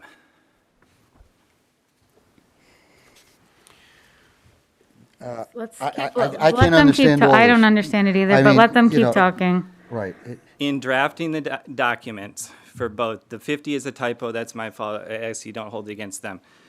My goal as a cannabis attorney and a consultant, I work with social equity all over the country, is to draft applications as cheaply, not as cheaply, but as cost effectively as I can. And so I want to use the same form, the same template, so that they don't have a huge legal bill. Other social equity applicants, black and brown applicants, can turn in applications without having $50,000, $100,000 legal bills to put together applications. That is why the two applications look similar. So when we go through the applications for Artistic and we go through it for Idyllic, there's different MOUs in place, there's different ownerships I thought in I place. saw one of the Excuse me, MOUs was the same. The MOUs are exactly the same in each case. I read through them today during my leisure time. They're the exact same MOUs. Yeah, one's at a mountainside. Updated it. There's four. I read the ones today. They were one with both to each the applications are almost identical, and maybe that's so you can do it more cost effective. And we're only discussing this application because they're here and we have legitimate concerns about it. But I have been confused since I read these applications. Yep. I continue to be confused by your explanation of this. They seem too similar to me. There are the same last names. I don't know. The addresses are the same. There's too many different addresses. It's all very confusing. Stacy and Glenda, Jeff and I have said. No, I think that's when I opened the email today. I was like, this. I didn't even have enough time to review because, quite honestly, I don't get a lot of free time, and I went back to what I received a few weeks ago, and it just didn't make a lot of sense. I'm going to also state that I was on Central Avenue, and this is there is a smoke shop. It's currently a smoke shop. Yeah. So there's an actual business in there that's currently a smoke shop. So And that person's not here that runs a smoke shop, that's leasing it to someone else. Because you're saying that that person, At a minimum, do we have the lease between Fishtail and Gabeson's Realty? At a minimum? We do. How come we don't? I'm pretty sure that, I'll double check. I can email it to you tonight. We No. have it signed, the landlord's here. You look, this application was filed, Yeah. He said you can, Jeff. okay. Go ahead. You know, I got to tell you something. You know, this is, we've heard plenty of applications, and they've been extremely professional and not confusing and Byzantine in relationships between all the parties. This one and the next one, Don't talk about. yeah. Let's focus on this I'll one for just now. focus on this one. And, you know, I don't believe it should be approved. I'll be honest with you. So I'm making a motion to deny this application. I agree. Is there a second? Is that? That was fun, though. Yeah.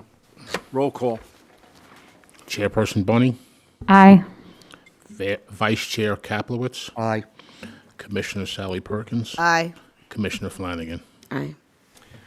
I'm sorry, the motion is carried to deny your application. It's too much. Thank you very much. We submitted the updated applications. Should we, if we want to revise them, if you want to address them? to There's clarify? not, we don't have an appeal process. You guys would need to proceed with the next legal action available to you, but it's not That's to right. appear in front of this board again. Understood. So should we withdraw the following application, the Idyllics? It's a separate application. They're welcome to come up and try to speak. I mean, they're here. You're here from Michigan, There's so a lot of people here that would like to speak on behalf. I mean, unfortunately, because there was the confusing structure of how it was made, but if you're speaking about that application, I'm not. let's let these No, I'm speaking about witnesses this go application. so that, Ron, I don't know, you decide. Yeah, so, I mean, you can obviously withdraw if that's what you want to do, but unfortunately, these folks are finished. So we will call the next application once I put everything in the folder. yeah. I think so. Is it possible we can table the following applications so we get the leases in order so that everything is much more clear by the time you hear it for the first time? So why don't we do this? I've now put that in the folder. I'm going to call the next application, which is, bear with me, it is CCB 2225. Anybody here on Idlex, please come up. Please come forward.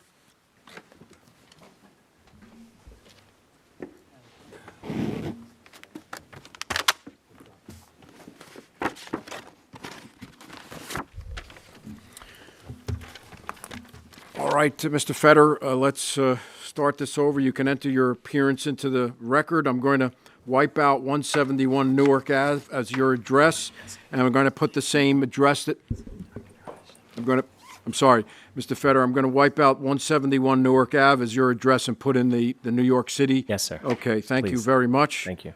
Yeah, that's fine. All right.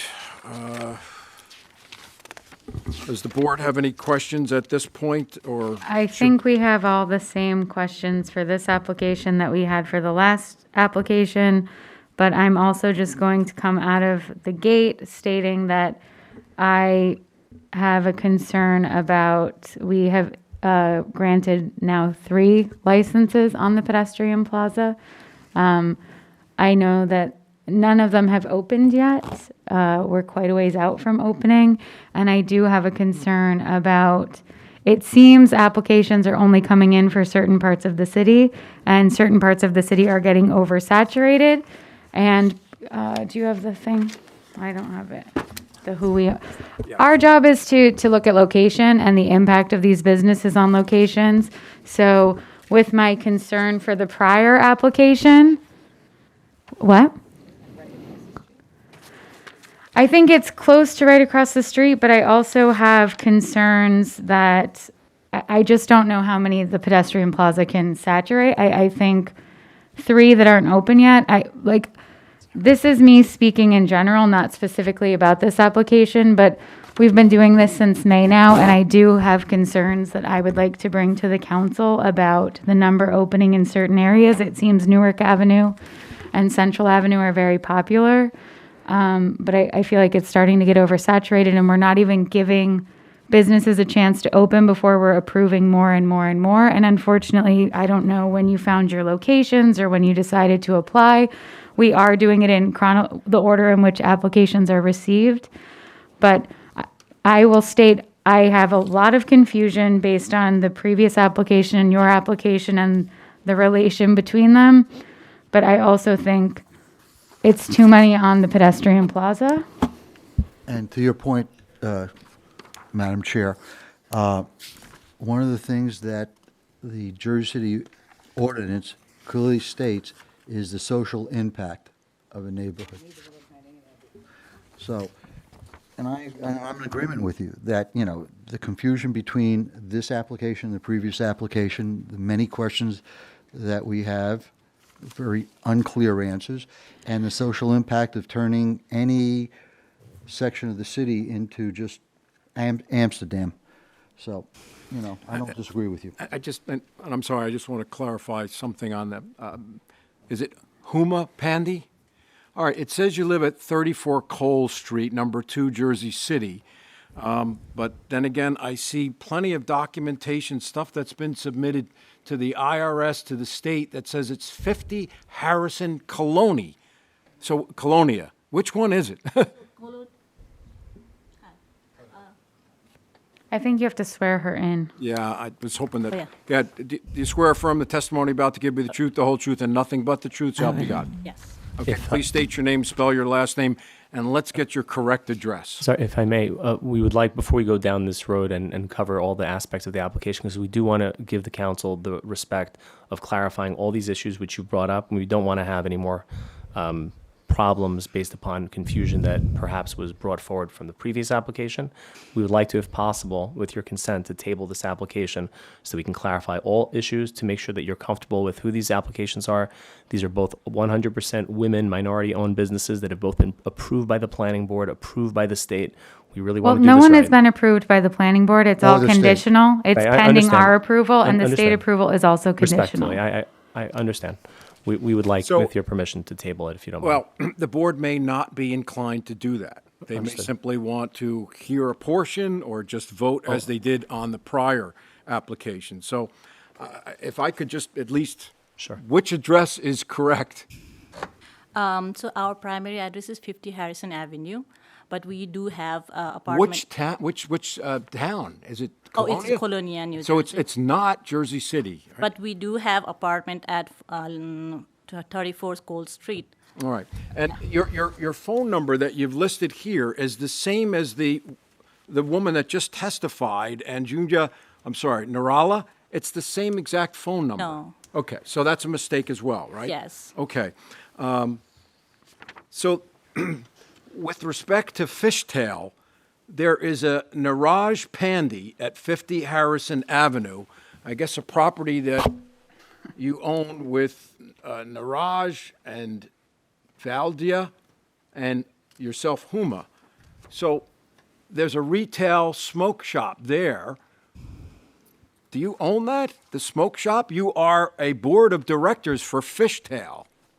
So nearest. Someone is. Yeah, nearest Pandey is my husband, and we are the partner in this project.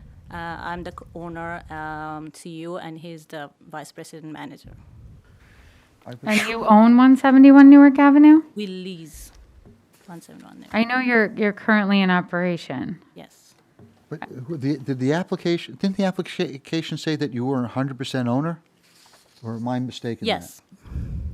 But you just testified that you're partners. We are husband and wife. Business partners. That's a partnership, all right.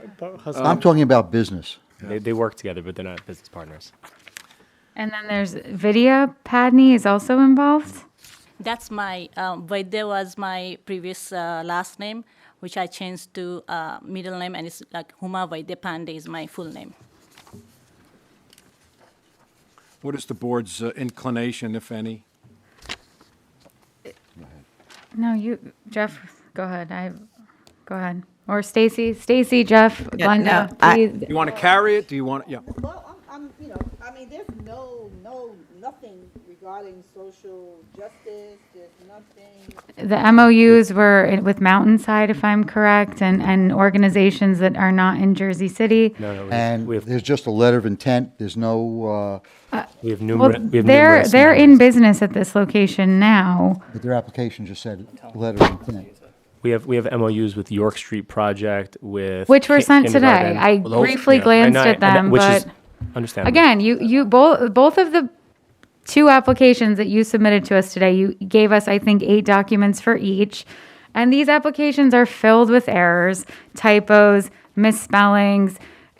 They're completely misleading, and we do not discuss applications, which is why we're doing these working sessions, so you guys can hear all of our thoughts in public. Right. But I believe all 4 of us feel the same way. Like, we are so confused. So And if you were putting in an application like this, it would, to me, if this is what I were doing, and I'm very meticulous, but if this is something that you worked so hard for, why wouldn't you have more oversight on your application? Why wouldn't you know that there's all these typos? And like, why are we pointing this out to you? Why are you unaware of all of this?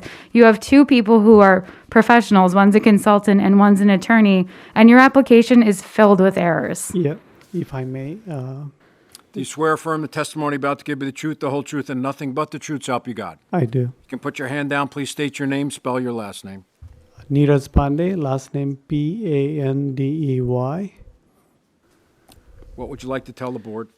Right. So one thing I would like to point is this application. The primary problem is typos. Right. It's Right, but if this is your application to this board, so if you have such little oversight over your application, how is this board to have any trust that you're going to have oversight over your business?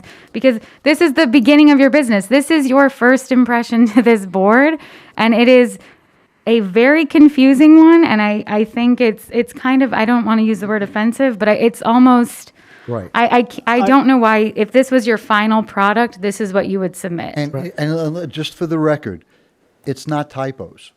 I mean, there's just Misinformation. misinformation or confusing information. I mean, you didn't however review wanna it to state make sure it was your phone number? Right. I mean, there's just well, haphazard. And you know something? This is, we've heard a lot of applications, and everybody's been extremely detailed of how they're going to run their business, who's involved in their business, all the details right up front. This application, and hey, I'm really versed in commercial real estate, and I could make heads or tails of ownership, site control, or where owners are living, or who's involved. That to me is a red flag. That it shouldn't be approved. If I Absolutely may- not. In if fact, I- I'm going to make a motion that this application should be denied. Well, is there? Actually, I have another. No, I don't have another question. I agree with Jeff. I think the location is also problematic. We just approved another one that is. It's less than 1,000 feet. May we across the request street. to table this because We're not before- tabling it. We're Oh. voting right now. You can't ask us to. We have an open motion. Jeff has made a motion. I'm seconding his motion. Roll call. Wait, Jeff, your motion. Can you be? Hold on. No. My motion is to deny this application. Can you give a reason for your denial, please? The denial is based upon misinformation, confusing information, lack of site control, and undetermining who is actually the applicant. And I'm seconding his motion because I do not believe that until these other 3 have opened, that we should even entertain the idea of more on the Newark Avenue pedestrian plaza. So I second Jeff's motion. Roll call. Chairperson Bunny, Aye. Vice Chair Kaplowitz. Aye. Commissioner Sally Perkins. Aye. Commissioner Flanagan. Aye. Motion carries. Unfortunately, your application is denied. Thank you.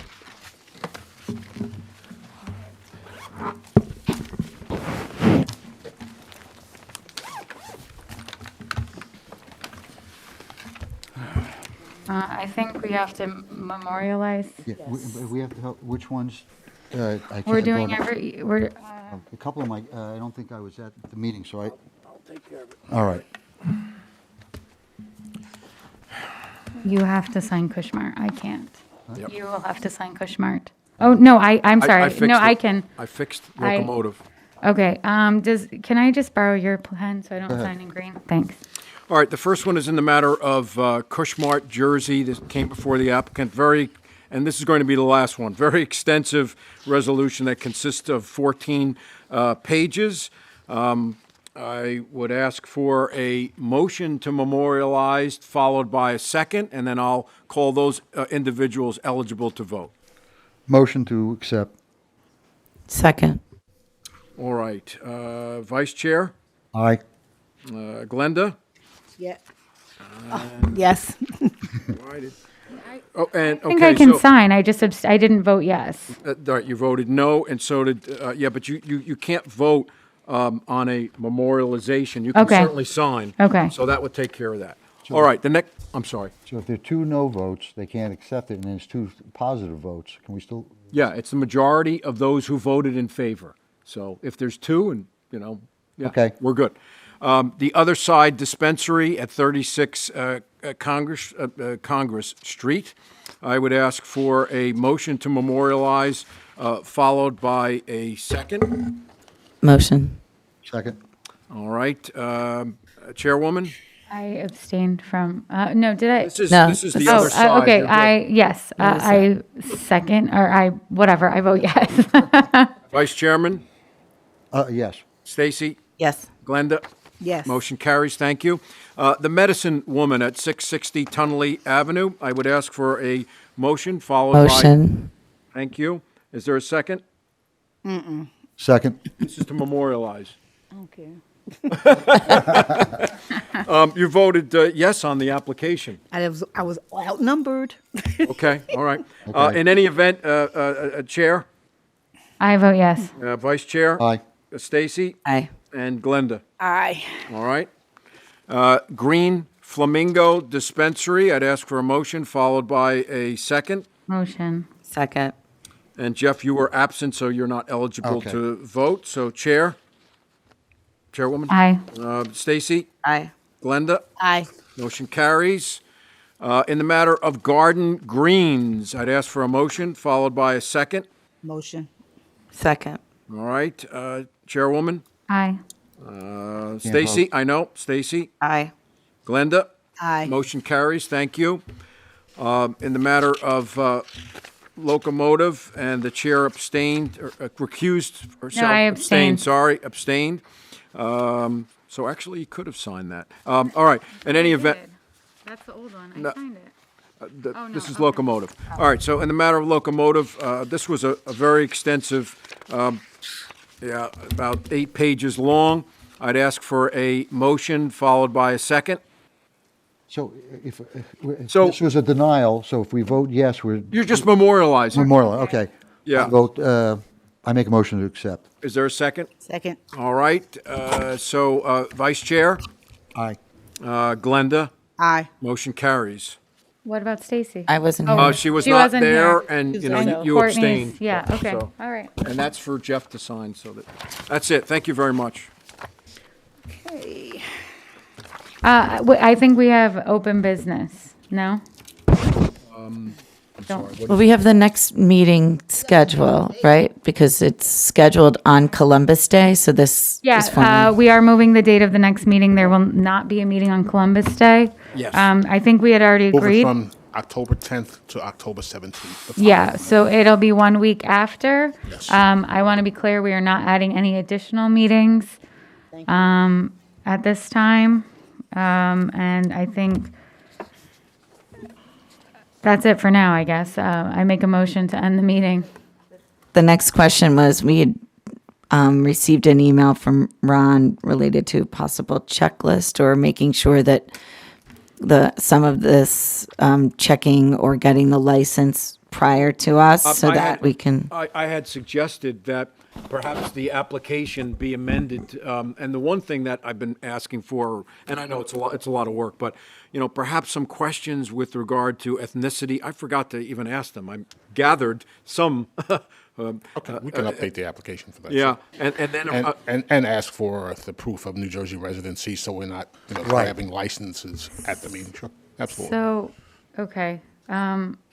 I think they already have a checklist, Ron, that they could share with us with that approval, that Maynard staff is already working on, where they're putting if they've gotten conditional from the state, if they've gone in front of the planning board, and the date that happened. So I think they could share that with us.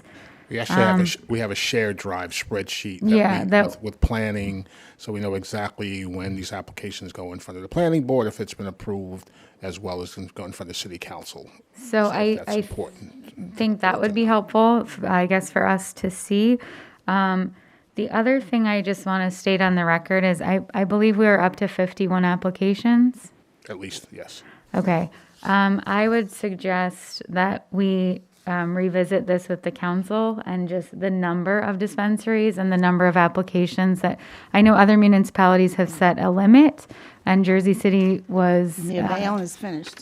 was not going to do that. But I do have a concern about specifically where they're all opening, because as I already stated earlier in the meeting, it seems they're flocking to two retail corridors, which are Newark Avenue and Central Avenue, but I'm not seeing a lot in Ward A or Ward F or Ward B or Ward C. Are there any in Ward? There's one in Ward B. There's one in Ward F, and so far there's two in Ward B. Three in Ward B. Three, because the two St. Peter, the ones next to St. Peter's, and then the micro business, the Leaf something. Right, but Madam Chair, may I make a recommendation that one of the issues is that we should have this planning and the council open up more areas in A. Well, and Jeff, B. so what we need to do is this board needs to bring this to the council. Ron, at our direction, which is why we're having this conversation now in public, needs to bring our concern as a board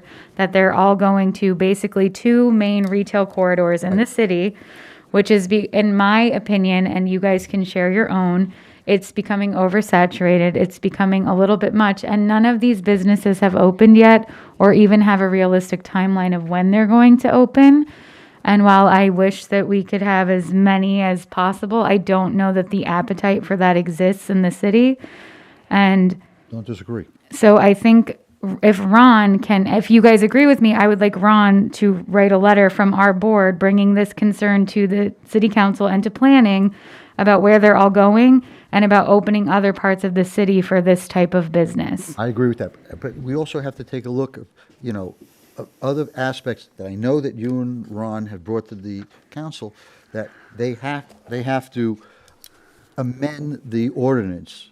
What we have found out what's wrong, what should be corrected, and to make it more effective. We should do all this at the same time. Yeah, no, I agree. So what? But also, just as a point of inquiry to Maynard, have you given any input as well? Because I think that's like things that you struggle with on the receiving end. Because I feel like, I made that point today, and for those of you that were not on the email, I was just like, when we're here for a very long period of time and getting applications too close to the start time of the meeting isn't fair to us or isn't fair to the applicant. But and it's not fair to the other applicants, because if your application is not complete, you're preventing somebody else from being heard. I think that's somewhat a little bit of a misunderstanding, because the application based on our checklist is complete. Are complete.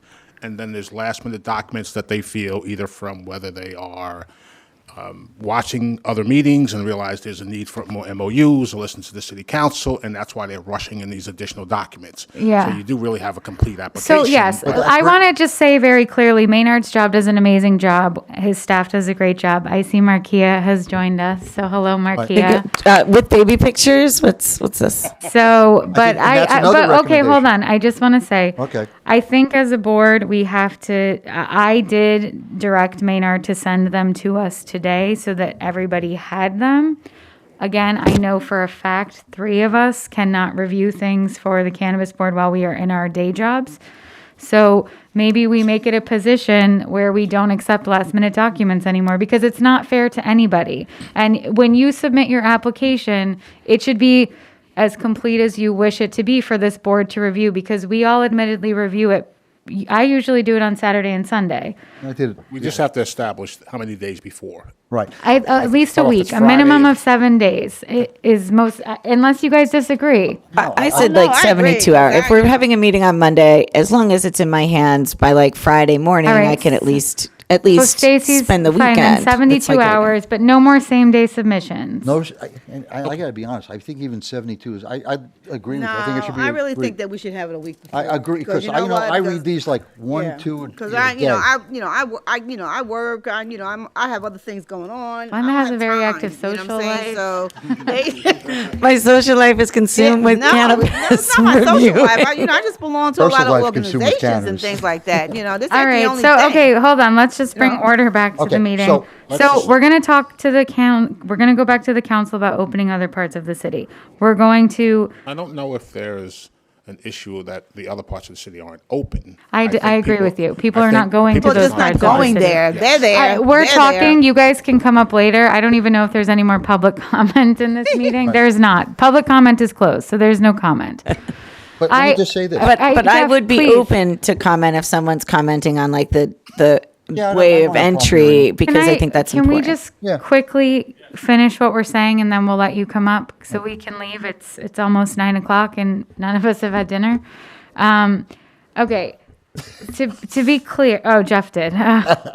Okay, my concern that I am asking Ron to write a letter to the council, and if planning needs to be CC'd, is that we've approved 16, 17, 18, 19, 20 of these businesses. We have at least 51 applications that I am aware of. I would like to revisit how many Jersey City feels are sustainable for the city. I would also like to change it. Well, that's one separate issue. So do we vote on that, right? Yeah. So I make a motion to have the city council revisit how many we're going to allow in Jersey Yeah, City. and I would Yes, I've second been that. saying that for the longest. Let me just add this, and I agree with everything that everyone has said, but very quickly, I've read some articles, and although the percentages are all over the place, almost all the licenses that have been granted are conditional.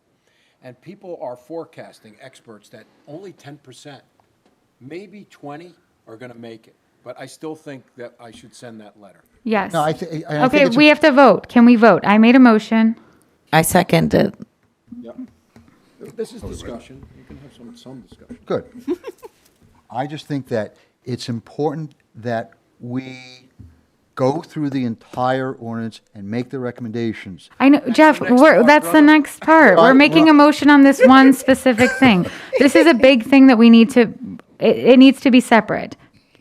Why does it need to be separate? The whole ordinance needs to be. The motion and a second. So if you disagree, you can vote no, but this is the next thing we're going to bring up. Roll call. Chairperson Bunny, Yes. Vice Chair Kaplowitz, Commissioner Sally Perkins. Aye. Commissioner Flanagan. Aye. Then I'm clear, the letter's basically going to say, we're concerned about the number of applications, Yes. saturations, and businesses failing. And also that they're specifically flocking to Newark Avenue downtown and Ward D, the Heights, Central Avenue. The next concerns that we need to have Ron memorialize in a letter to the entire council are the fee. We do feel the fee is not substantial enough for what it's costing potentially. So we would like to have an analysis done of that. So that's not really the case. When I first started, the fees were here. I've got this down to a system now. And You Okay. see what I'm doing with the resolutions? They're 2 pages now. Right. Okay, so that's But fine. The problem with that may change just because there's some more specific information that the council president wants in the resolutions. So, okay, so can we just revisit what were the other things we brought up before, Jeff? We want to revisit the fee potentially. Okay. Well, Again, I'm like Jeff. none of this is going- The whole ordinance needs to be amended. Right. I still think that we should I don't, however you want to do it. It's I just probably think that there's a simpler lot of if- issues. that we're gonna Maynard, have to this deal is with. just a point of inquiry, and maybe Ron has some feedback. When the city council passed this ordinance, it was like, let's say like a rush to pass it before a certain date, and that we were not going to be able to change it for 5 years. Was You the can only comment. make certain changes. all You right. can't opt out, I believe, for Right. 5 years or Well, something. there was a rush because at a certain date. The there was a state got to cutoff. make the rules, Yes, and the city council would have no ability to opine. Correct. But I believe the law is, if you opt in, it's for a 5-year period. You can't opt out for 5 Right. years. In Correct. 5 years, the council could say, we don't want cannabis business in Jersey City at all, Right. but they can make certain changes to the ordinance. You're right. Correct. So Jeff, if you want it in one letter, I don't really care. We want to look at the fee. We want to look at where they're opening. We want to look at the number. And what else do you want to add? Because it's 8:48. Okay. I don't have a problem voting individually, but I still think that we have to, the ordinance has to be reviewed and changed and updated. Let me suggest this. Go ahead.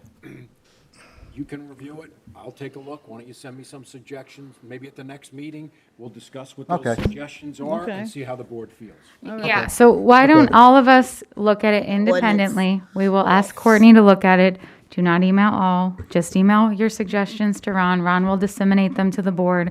And at the next meeting, or if we call a special meeting just to talk about this and hear no applications, I don't have a problem with that. I'm not hearing any more applications until October 17th. But if we want to have a meeting to discuss the changes that the board wants to see in the ordinance, we can add a meeting in the next 5 weeks to discuss specifically those items. Okay. Okay. All right. So with that, I make a motion to close the meeting. I'm going to let these two guys talk. Want to do the fee? Do you want a motion for the fee? No, I withdraw my motion. Okay.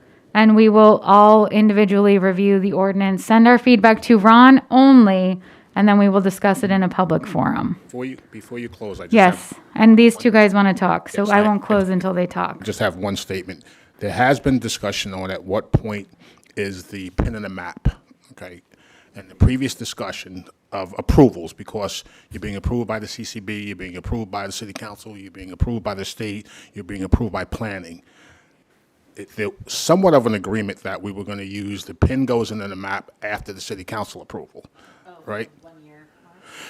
No, just for the location. So at that point where you're looking at if there's another location within a certain distance, so that's when the pin goes in the map. So it seems to be that we may have to revisit that, because if we're denying applications of this board based on feeling that North Avenue is saturated, we have to look at what the city council has approved. Right, Because it but may I not be the also same just number. want to, I think the city council approved once, no, maybe not, but we have to revisit all of that, because the planning board has also said that they don't want to hear applications anymore until they've come to us first. They don't want to hear them. But the issue we have now is that the council president doesn't want to hear the applications until after planning approves it, because during the planning board approval, therefore, they are required to notify residents in the area. Yeah, so okay, so let's all review all of that, and we'll talk about it at the next meeting. Gentlemen, please speak. Identify yourself. How you doing? My name is Rafael Corona. I'm a conditional license for social equity. My company's name is JC Element. This is my partner. I just want to talk about how we've been encountering a lot of issues.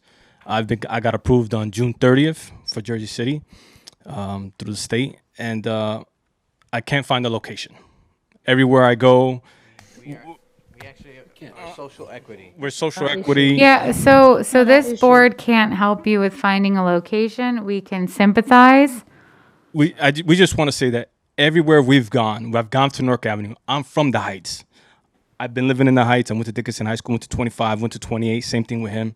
We've been involved in the community, and it's upsetting to me that people are coming from out of state Exactly. and getting Jersey City's approval, and they can't even tell me what's across the street from any location anything I grew up in. It's disturbing to me that I'm highly impacted by the drug war in Jersey City, the anti-violence in Jersey City. I've had cousins, brothers, you name it. I'm Puerto Rican. There's been a lifelong partner of mine. We've been in this situation for a long time. and it's getting upsetting that you guys keep approving all these applications from people that are not from Jersey City. They can't tell me nothing about Jersey City, nothing. I understand. They can't tell me that right across the street, right across the street from 365 Central Avenue, that the Chase Bank used to be Palmer Video. They can't tell me that. I understand, and that's your concern is valid. We're not mitigating your concern. We're not telling you you're wrong. You can feel how you feel. The reality of it is this board has no say over who leases you a space, and it is not a requirement to be a Jersey City resident to open a cannabis dispensary in Jersey City. If you feel that is wrong, your recourse is to go to the Jersey City Municipal Council. That is the governing body for the city of Jersey City. They are the ones who draft the ordinance, and they are the ones who can make it a requirement for people to live in Jersey City. I do not believe they are inclined to do that, and I think that would create some issues because we have approved some non-Jersey City residents, but your recourse is to go to the council. I'm sorry that you're having trouble. I wish you the best of luck in looking for a space. May I make a recommendation? You've heard what I said, that the city and the chairperson, the way it's structured, it's concentration in two separate areas, downtown and the Heights. I made the recommendation, and I'd like you to go talk to the council because you're the perfect example of what we want, but you can't find it. They have to open up other locations in the city where you can go as a conditional But approval. it's not totally true, Jeff, because I do know that there are other parts in the city. I think Ward A was There's targeting not many. having 7 in the ward, I believe. I haven't seen any. I haven't seen. Everywhere I've gone, I've been denied because I can't show $1 million. Yep. How is that even fair? I'm social equity. How am I going to show you $1 million when I don't have $1 million? I sympathize, and you could continue to lament to us, but this board cannot help you find a space. We can't direct you to a space. We can only direct you to voice your concerns to the council. You can write an email to all 9 of them. Anyway, we could just get the information for the council. So you can go to jerseycity.gov. Is it .gov? Jersey City. .org. Jersey City. .org. City of Jersey City. City Municipal Council. You're going to get all 9 of their emails. You can contact them directly. They will. You can go to a meeting and you call the city clerk and say, when's the next meeting? I'd like to put my name on that list to talk. Then you go to the council meeting, and when your name is called for the public comments, go up there and tell them your story. Or again, you can send them an email. You can I'm ask telling to you. meet with them individually, but your recourse is the city council. It's not this board. This board cannot help you with the space, and this board cannot, under any circumstance, amend the ordinance. So Right. while we wish you the best of luck, unfortunately, there's nothing we can do to help you. We do sympathize, though. Go and talk to the council. Because basically, that's how it works. We're just following the rules, and hey, money talks and. All right. Thank you, guys. Motion to close the meeting. Motion? Is there a second? Second. All in favor? Aye. Aye.